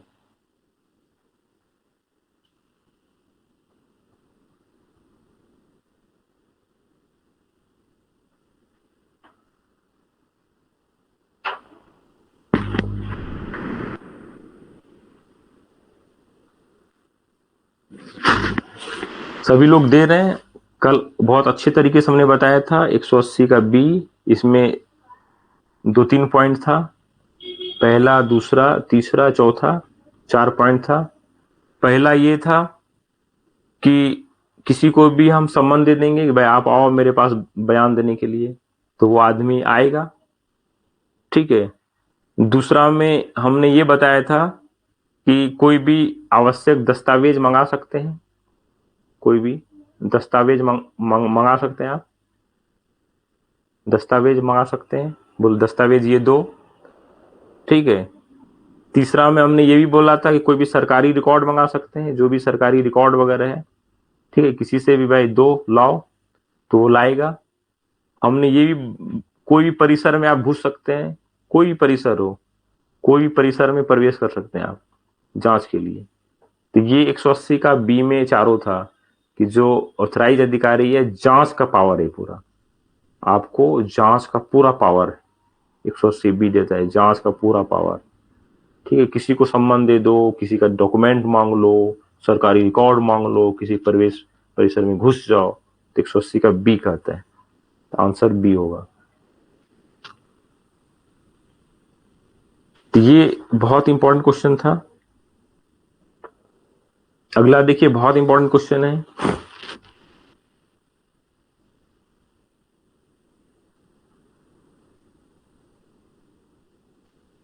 क्वेश्चन है कि किस धारा में प्रावधान किया गया है कि जब तक प्राधिकृत अधिकारी शिकायत नहीं करेगा तब तक कोर्ट संज्ञान नहीं लेगा, कोर्ट संज्ञान ही नहीं लेगा जब तक आप परिवाद पत्र पेश नहीं करोगे। तो ये किस में दिया गया? 180 का डी में, ई में, एफ में, जी में, किस में दिया गया? बताइए फट से।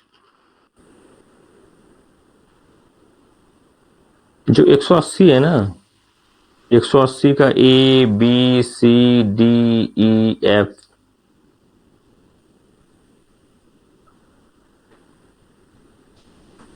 शॉर्ट में कैसे याद रखेंगे? 180 का ए में क्या है, बी में क्या है, सी में क्या है, डी में क्या है, ई में क्या है, एफ में क्या है? शॉर्ट में याद रखना पड़ेगा आपको। 180 का ए में शॉर्ट में है कि उसको गिरफ्तार कर लेंगे, बिना लिखित प्राधिकार के गिरफ्तार करेंगे, बिना लिखित प्राधिकार के गिरफ्तार कर लेंगे, अरेस्ट कर लेंगे। अरेस्ट मतलब ए में अरेस्ट, ए में क्या है? अरेस्ट है, मतलब कि हम, मतलब ये नाम पता नहीं बताता है कुछ भी, अरेस्ट कर लिया जाएगा। दूसरा क्या है कि वैसे आदमी को 24 घंटे में पेश भी कर देना है, अरेस्ट भी कर देना है और 24 घंटे में पेश भी कर देना है। ए में अरेस्ट भी, पेश भी, ठीक है। ए में शॉर्ट में याद रखने का तरीका मैं बता रहा हूं। 180 का ए में क्या है? यदि वो नाम पता नहीं बताता है, ठीक है, तो उसको अरेस्ट भी कर लेंगे और 24 घंटे में पेश भी कर देंगे, और यदि जरूरत है सहायता के लिए बुला भी लेंगे। जो बी है, 180 का बी है, बी में ये कहता है आपको पावर है, जांच का पावर है, आपको जांच का पावर है, ठीक है। जांच का पावर अभी हमने बताया क्या पावर है। किसी को सम्मन के लिए बुला लेंगे, सम्मन दे के बुला देंगे, आ जाओ भाई, कोई डॉक्यूमेंट मांग लेंगे, कोई रिकॉर्ड मांग लेंगे, सरकारी रिकॉर्ड, कहीं भी घुस जाएंगे, ये आपका जांच का पावर है। बी में, ठीक है।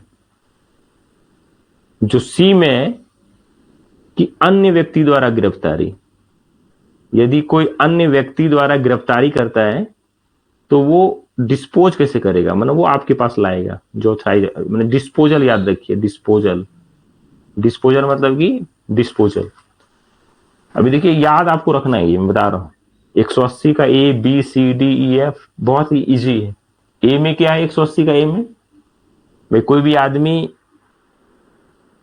नाम पता नहीं बताता है, आपको लगता है कि भाग जाएगा तो फट से गिरफ्तार कर लीजिए। आपको किसी को बुलाने की जरूरत है तो बुला लीजिए और ऐसे आदमी को 24 घंटे में पेश कर दीजिए मजिस्ट्रेट के समक्ष।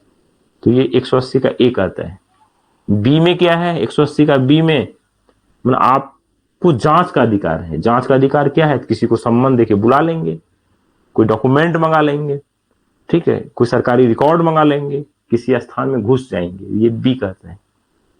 180 का सी क्या कहता है, सी कहता है कि यदि मतलब आपके अलावा यदि जो ऑथराइज अधिकारी उसके अलावा अन्य नहीं गिरफ्तार करता है तो क्या करेगा, वो उसके पास लेके जाएगा। भाई से कोई अपना रेलवे कर्मचारी है, उसने किसी को पकड़ लिया तो लाएगा अपना आरपीएफ का एएसआई के पास, ठीक है, तो उसको डिस्पोजल करते हैं। ये सी नंबर। डी नंबर है, डी में क्या है कि आप जो है आरोपों की जांच करेंगे, न कि जांच मतलब जब करेंगे तो आपको जमानत देने का भी अधिकार है, ठीक है, एसएचओ का पावर है आपको इसमें। यही मतलब यदि किसी व्यक्ति पे आपने पकड़ लिया और आप जांच कर रहे हैं, ठीक है, तो जांच करेंगे तो क्या करेंगे, आपके पास एसएचओ का पावर है, आप उसको जमानत पे छोड़ भी सकते हैं, ठीक है। ये डी कहता है। जो ई कहता है, ई क्या कहता है कि 3 चीज याद रखिएगा, तलाशी, जब्ती और गिरफ्तारी, ठीक है। मतलब कि ये जो है ये कैसे होगा, ये सब कैसे होगा, कैसे करेंगे, प्रक्रिया क्या होगी, गिरफ्तारी तलाशी ये सब की प्रक्रिया कैसे होगी, ठीक है। तो इसकी जो प्रक्रिया कैसे होगी, तो ये प्रक्रिया कैसे होगी,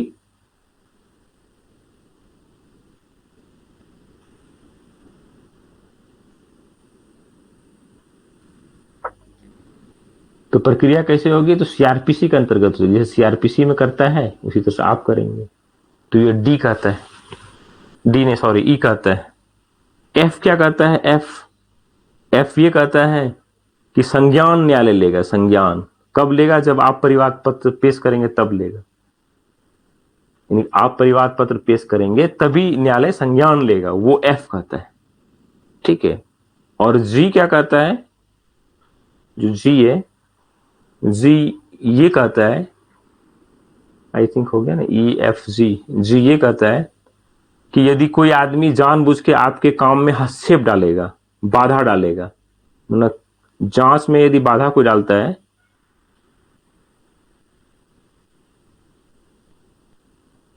तो आपको जी 180 का जी हो गया। जांच में यदि कोई बाधा डालता है तो 180 का जी हो गया।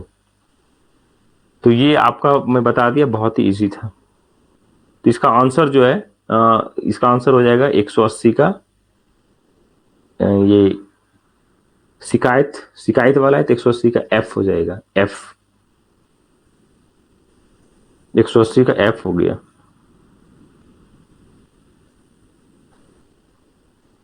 अगला क्वेश्चन देखिए, अगला क्वेश्चन है कि रेलवे अधिनियम किस धारा के अंतर्गत शासय अपमान, जांच में बाधा, जांच अधिकारी के समक्ष गलत बयान, ये सब है। अभी हमने जस्ट बताया है यदि ऐसा कोई करता है तो किसके तहत काम करने के लिए, फटाफट बताइए, आंसर दीजिए। आंसर देने में कंजूसी मत करिए, फटाफट दीजिए, याद होगा आपको।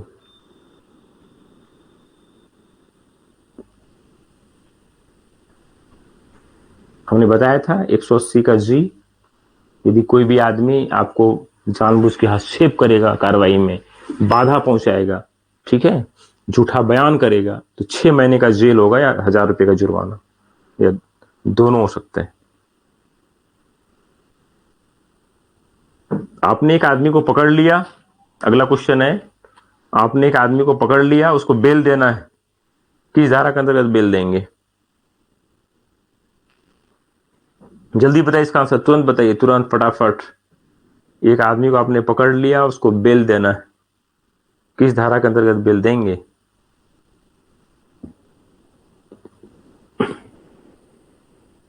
लिखिए लिखिए, टाइप करिए आंसर। बताया था 180 का डी। चलिए अगला क्वेश्चन एक बनाइए।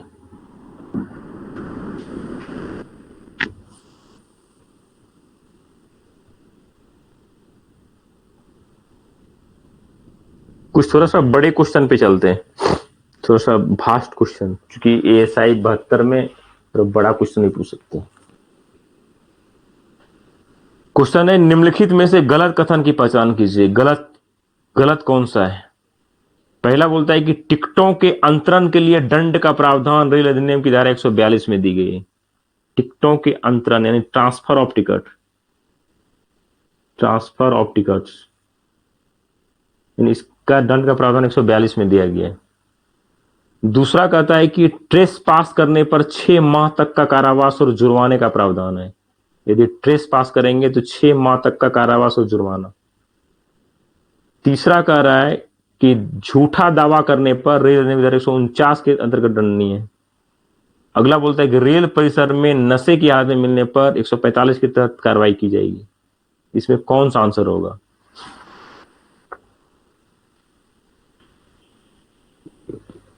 अब यदि आपने अभी ठीक से पढ़ा होगा तो ये सवाल का जवाब बना दिया होगा। यदि आपने ठीक से भी पढ़ा है, हमने जो बताया दिमाग में रखा होगा, तो ये सवाल का जवाब बनेगा। इसका सभी आंसर दीजिए, मैं देखता हूं कि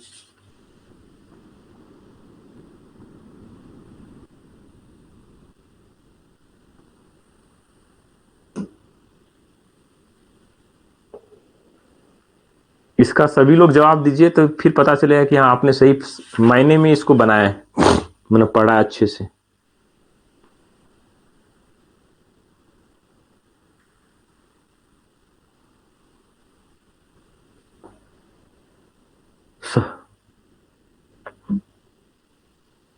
क्वेश्चन को क्या है ना, देखिए 72 वाले में कंफ्यूज करता है, एएसआई 72 में कंफ्यूज करता है क्वेश्चन, ताकि काफी लोगों को छाटना पड़ता है।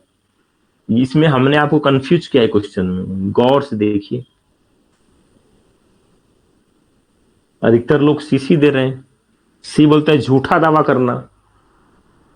झूठा दावा करना तो 149 में है, ये तो 149 में है ही, ये तो सही है, सही है झूठा दावा। तो फिर सी आंसर कैसे? 145 में नशे की हालत में, ये भी सही है, नशे की हालत में 145 कार्रवाई करते हैं। ट्रांसफर ऑफ टिकट्स 142 में, ये भी सही है। तो गलत क्या है? ट्रेस पास करने पर 6 माह तक का कारावास, ये और दिया गया, और नहीं है, ये या जुर्माने का प्रावधान, या जुर्माने का प्रावधान है। चूंकि यहां पे या नहीं दिया गया इसीलिए गलत है, और दे दिया है। ठीक है, तो इसका आंसर मंजू कुमारी जी ने बहुत सही जवाब दिया है, पटेल जी भी सही जवाब दिया है। तो इसका आंसर जो है, इसका आंसर बी है। इस तरह का एग्जाम एएसआई 72 और सब इंस्पेक्टर 72 में कंफ्यूज करेगा आपको, तो ऐसे ही बनाना पड़ेगा। अगले सवाल की तरफ चलते हैं, और एक कंफ्यूज करने वाला सवाल है।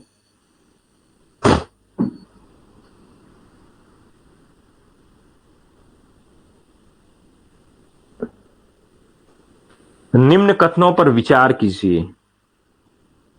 अगला सवाल, कथन और निष्कर्ष, इस तरह का ट्रेंड जो है पिछले एग्जाम में देखने को मिला है, इसीलिए इस तरह के सवाल आपसे पूछे जा रहे हैं अभी। पहला कथन कहता है कि रेल अधिनियम की धारा 143 रेलवे के टिकटों की कालाबाजारी संबंधित है। दूसरा कहता है कि रेलवे टिकटों की कालाबाजारी करने पर 10,000 रुपये तक के जुर्माने या 3 साल तक के कारावास से दंडित किए जाने का प्रावधान है।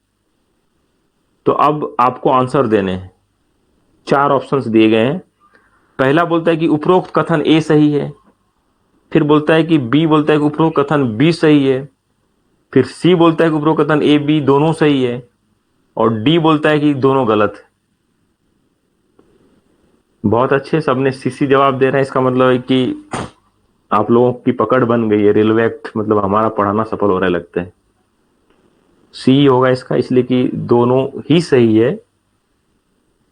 पहला भी सही होता, लेकिन क्या है कि एक सही है, बी भी सही है, लेकिन जब सी में दोनों ही दिया गया, दोनों सही है, तो सी ऑप्शन होगा। चलिए और इस तरह से बनाइए एक दो।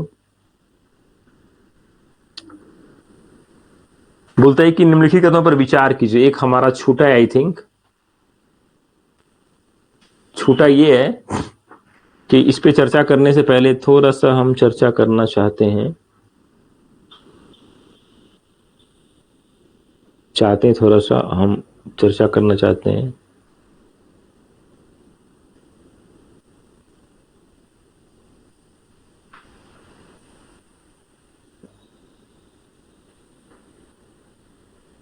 थोड़ा हम चर्चा करना चाहते हैं।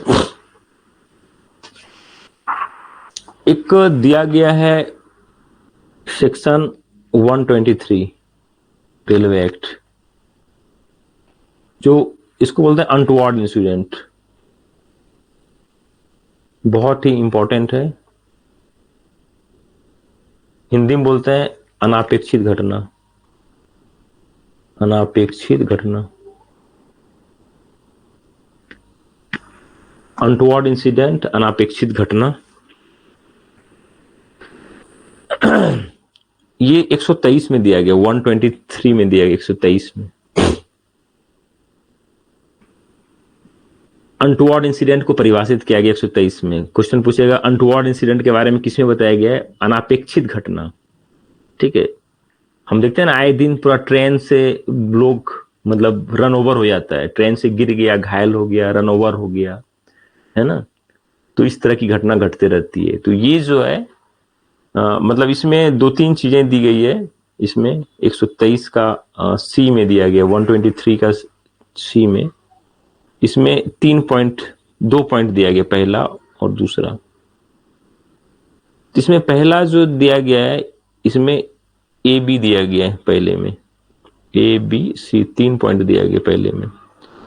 ए बी सी 3 पॉइंट पहले में ये दिया गया कि जैसे कोई भी आतंकवादी घटना, आतंकवादी गतिविधि हो, ना आतंकवादी गतिविधि, आतंकवादी गतिविधि हो गया कोई भी टेररिस्ट एक्टिविटी, इसमें ए में दिया गया आतंकवादी गतिविधि। अब ट्रेन में आतंकवादी गतिविधि हो गई, ट्रेन को बम ब्लास्ट करना, उड़ा देना, है ना, उस तरह का जो क्रियाकलाप होता है आतंकवादी और विध्वंसकारी, मैंने ये जो है ये आता है आपका 123 का ए में, पहला सी का ए में। दूसरा जो आता है कोई भी हिंसात्मक आक्रमण का प्रदर्शन या लूटपाट, डकैती, है ना, इस तरह का जो है लूटपाट हो गया, डकैती हो गया, हिंसात्मक, जो ये बी में आ जाता है। सी में कोई भी आ जाएगा, जैसे बलवा, गोली चलाकर मार देना, आगजनी, वारदात, है ना, ये सब जितना भी है सी में आता है। और जो ट्रेन से जो गिर जाता है कोई भी यात्री, ट्रेन से गिर जाना, ये दूसरा पॉइंट है इसमें, ट्रेन से गिर जाना।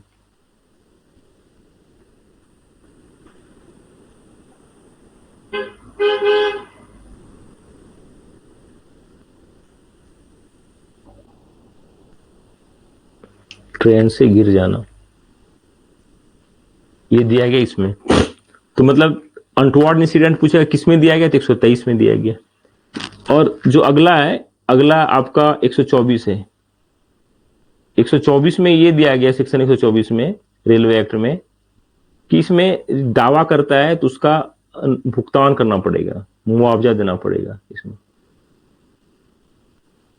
124 में ये है कि 124 में मुआवजा देना पड़ेगा रेल प्रशासन को। ठीक है, 124 का ए में, 123 में अनटुवर्ड इंसिडेंट हुआ और 124 में रेल प्रशासन को मुआवजा देना पड़ेगा। लेकिन मुआवजा देगा किसमें? यदि ये प्रूफ हो जाता है कि वाकई में गिरा है, जैसे कि रेलवे की गलती थी और उसमें इस तरह का हुआ है। अब ऐसा नहीं कि कोई आदमी ट्रेन के आगे आके सुसाइड कर ले, ठीक है, सुसाइड कर लेगा तो उस यदि कोई भी आदमी आके सुसाइड कर ले या अपने आप को चोट पहुंचा ले, या कोई भी ऐसा डांडिक कार्य कर ले, कोई भी आदमी नशे की हालत में, पागलपन है, तो इस कंडीशन में रेलवे क्लेम नहीं देगी उसको।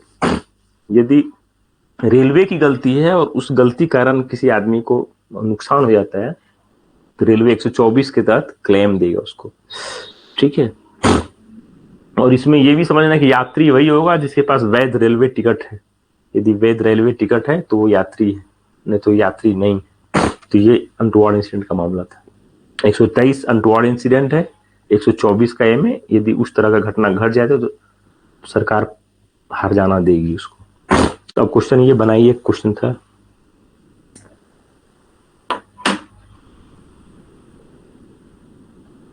क्वेश्चन ये है, आपकी स्क्रीन पे देखिए भी आ रहा है क्वेश्चन ये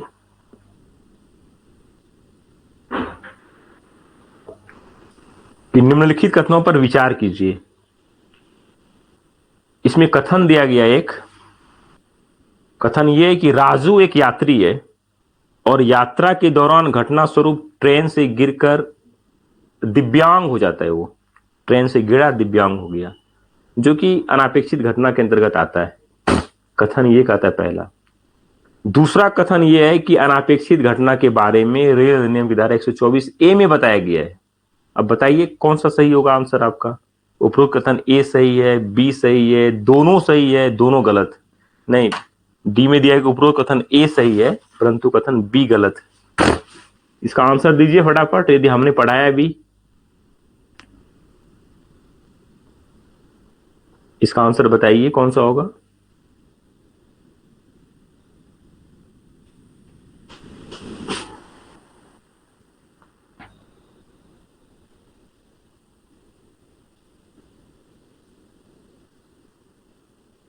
ऑप्शन को पढ़िए पटेल जी, ऑप्शन को पढ़िए, ऑप्शन को पढ़ के बनाइए। ऑप्शन, इस तरह के क्वेश्चन एग्जाम में आएंगे सब इंस्पेक्टर में, बता रहा हूं। क्वेश्चन को पढ़िए, पढ़ के बनाइए।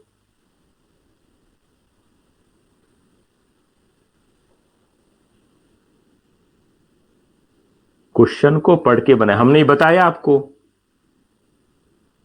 कि अनापेक्षित घटना के बारे में रेल अधिनियम की धारा 124 में वर्णित है। थोड़ा कंफ्यूजन है। पहला तो सही है, गिर गया तो अनापेक्षित घटना हो गया। दूसरा, अनापेक्षित घटना के बारे में रेल अधिनियम की धारा 124 ए में बताया गया है। 124 ए में ऐसे थोड़ा क्लियर किया नहीं, अनापेक्षित घटना ही है दोनों, इसलिए कि 123 जो है, 123 में अनापेक्षित घटना का डिफिनेशन दिया गया है कि वो क्या है, और 124 में दिया गया है, इसी से संबंधित दिया गया है कि मुआवजा दिया जाएगा। तो आई थिंक दोनों ही सही है। अनापेक्षित घटना के बारे में ही दोनों धारा बता रहा है, इसलिए दोनों ही सही होगा। 3 नंबर। ठीक है, इसलिए अनापेक्षित घटना ही है ना वो। 124 का डी है, कई घटना के कारण नुकसान हुआ है। ठीक है, थोड़ा ये कंफ्यूज कर रहा है, तो इसको ठीक ढंग से देखेंगे। एक क्वेश्चन और है इस तरह का, देखिए ये क्वेश्चन एक और है, अच्छा क्वेश्चन है ये। क्वेश्चन है कि निम्नलिखित कथनों पर विचार कीजिए। पहला है कि रेल अधिनियम की धारा 211 में समपार फाटक के बारे में बताया गया है। समपार फाटक, हमने बोला ना, समपार, समपार। दूसरा बोला कि बंद लेवल क्रॉसिंग गेट बूम को तोड़ने पर 160 बी के अंतर्गत मामला पंजीबद्ध किया जाता है। ठीक है, तब ऑप्शन बता रहा है कि उपरोक्त कथन ए सही है, बी सही है, ए सही है परंतु बी गलत है, सी नंबर बता रहा है, और डी बता रहा है उपरोक्त कथन ए गलत है, बी सही। इसका जवाब बताइए, मैंने ए बी सी डी में आंसर बताइए, चारों कौन सा होगा। ए बी सी डी में हमको ऑप्शन चाहिए, ए बी सी डी, कौन सा आंसर सही होगा इसमें। ऑप्शन देख देख के इसको बनाइए फट से।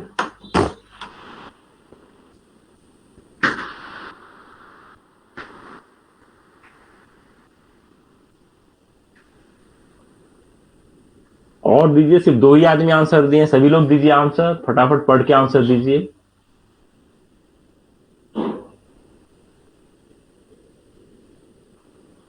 आई थिंक सबको समझ में आ गया, इसलिए कि हमने बताया था ना सम पार, कितना इजी में बताए थे, इसीलिए हमने बताया था उस तरह से सम पार, सम सम बताया था, सम पार बताया था ना, सम पार यानी सम। 2 22 में है, यहाँ पे 2 11 दे दिया है, तो इसलिए पहला ही गलत हो गया और दूसरा सही है। पहला गलत है, दूसरा सही है, यानी ऑप्शन डी नंबर आंसर। सभी को आई थिंक समझ में आ गया। पवन कुमार शर्मा जी बी नहीं होगा, इसलिए कि इसमें देखिए डी नंबर ऑप्शन में दिया है कि उपरोक्त कथन ए गलत है परंतु बी सही है, तो आई थिंक डी आंसर होगा। ठीक है, ऑप्शन के हिसाब से हम बनाएंगे।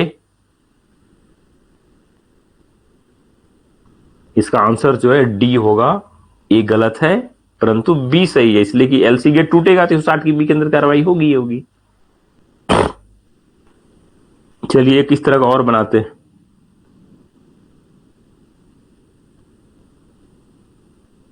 अगला क्वेश्चन है, देखिए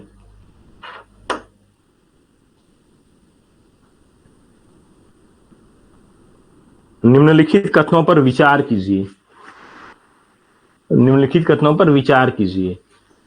पहला दिया गया है कि रेल अधिनियम की धारा 221 में विलंब शुल्क के बारे में बताया गया, 221 में विलंब शुल्क के बारे में बताया गया, विलंब शुल्क।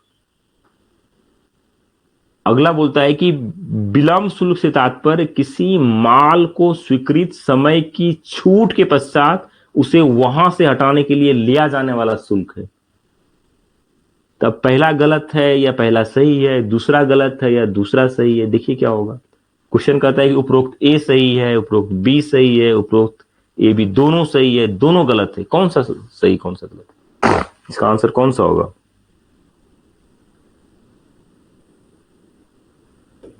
इसको समझ के थोड़ा मारिए कौन सा गलत है कौन सही है, इस तरह क्वेश्चन में फंसने के चांस ज्यादा रहते हैं।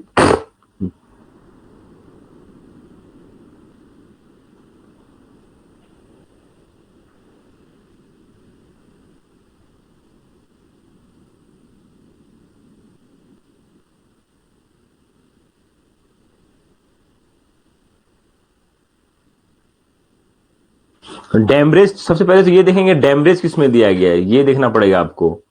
डैमरेज हमने बताया था ना, वॉरफेज डैमरेज, सबसे पहले वो आपको देखना पड़ेगा कि डैमरेज तो है किस में, डैमरेज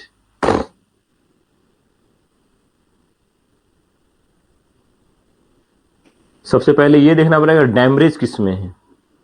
तो हमने बताया था ना कि एक बताया था डैमरेज, एक बताया था वॉरफेज। ठीक है, हमने डैमरेज के बारे में बताया था कि डैमरेज, जो डैमरेज है हमने बताया था आपको कि डैमरेज जो है 211 में है डैमरेज। ठीक है, और वॉरफेज जो है आई थिंक बताया था 241 में, ऐसे बताया था वॉरफेज।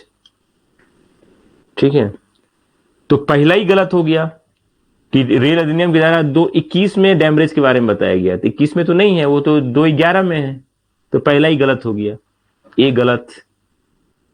तो ऑप्शन बोलता है कि उपरोक्त कथन ए सही है, ए थोड़ी ना सही है, ये तो गलत है। ठीक है, तो ये गलत हो गया। अब दूसरा बोलता है कि विलंब शुल्क क्या है, विलंब शुल्क क्या है, मालगाड़ी का विलंब हो जाना।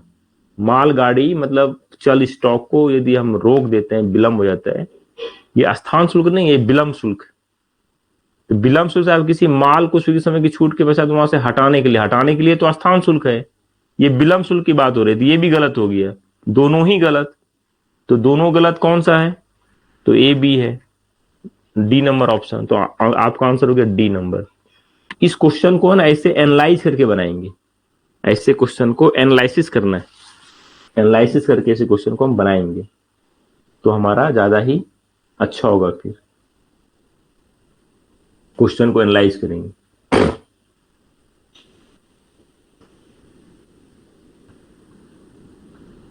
अगला देखिए क्वेश्चन और इस तरह का,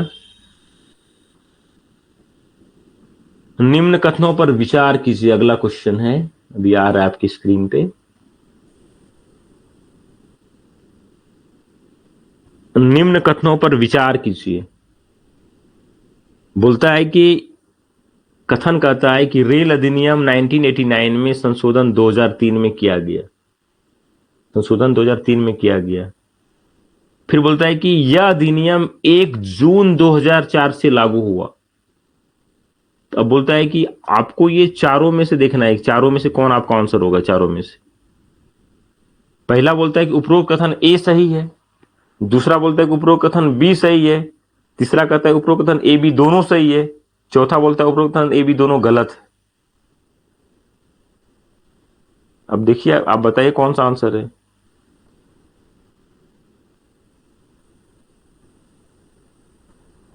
ये चारों में से कौन सा होगा बताइए।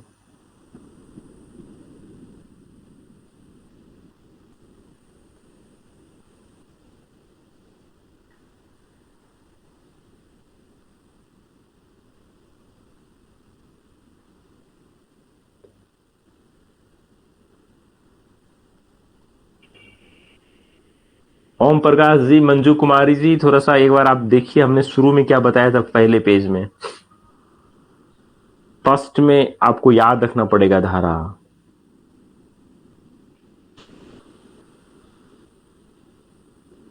हमने आई थिंक बताया था,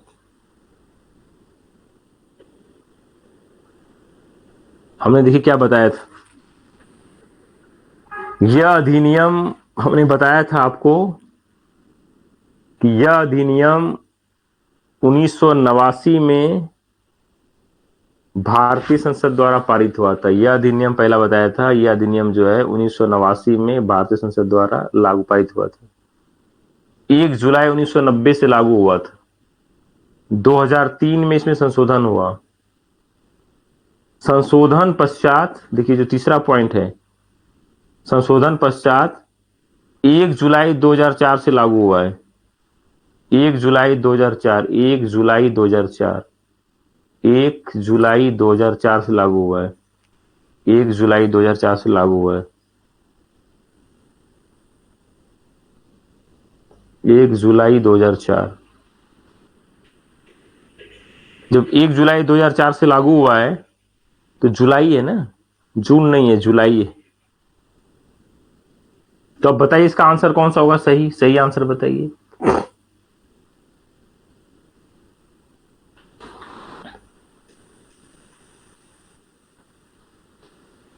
क्वेश्चन है कि रेल अधिनियम 1989 में संशोधन 2003 में किया गया है।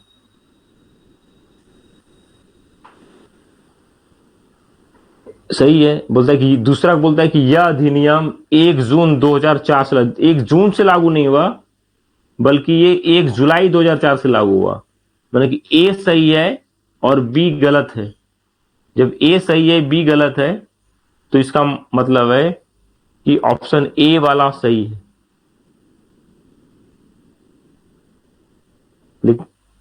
ठीक है, तो लेकिन इसमें ऑप्शन तो बी भी दिया है, बी सही है तो बी सही नहीं है, सिर्फ ए ही सही है। तो ए आंसर होगा इसका, ए नंबर, ए नंबर होगा इसका आंसर, ए नंबर।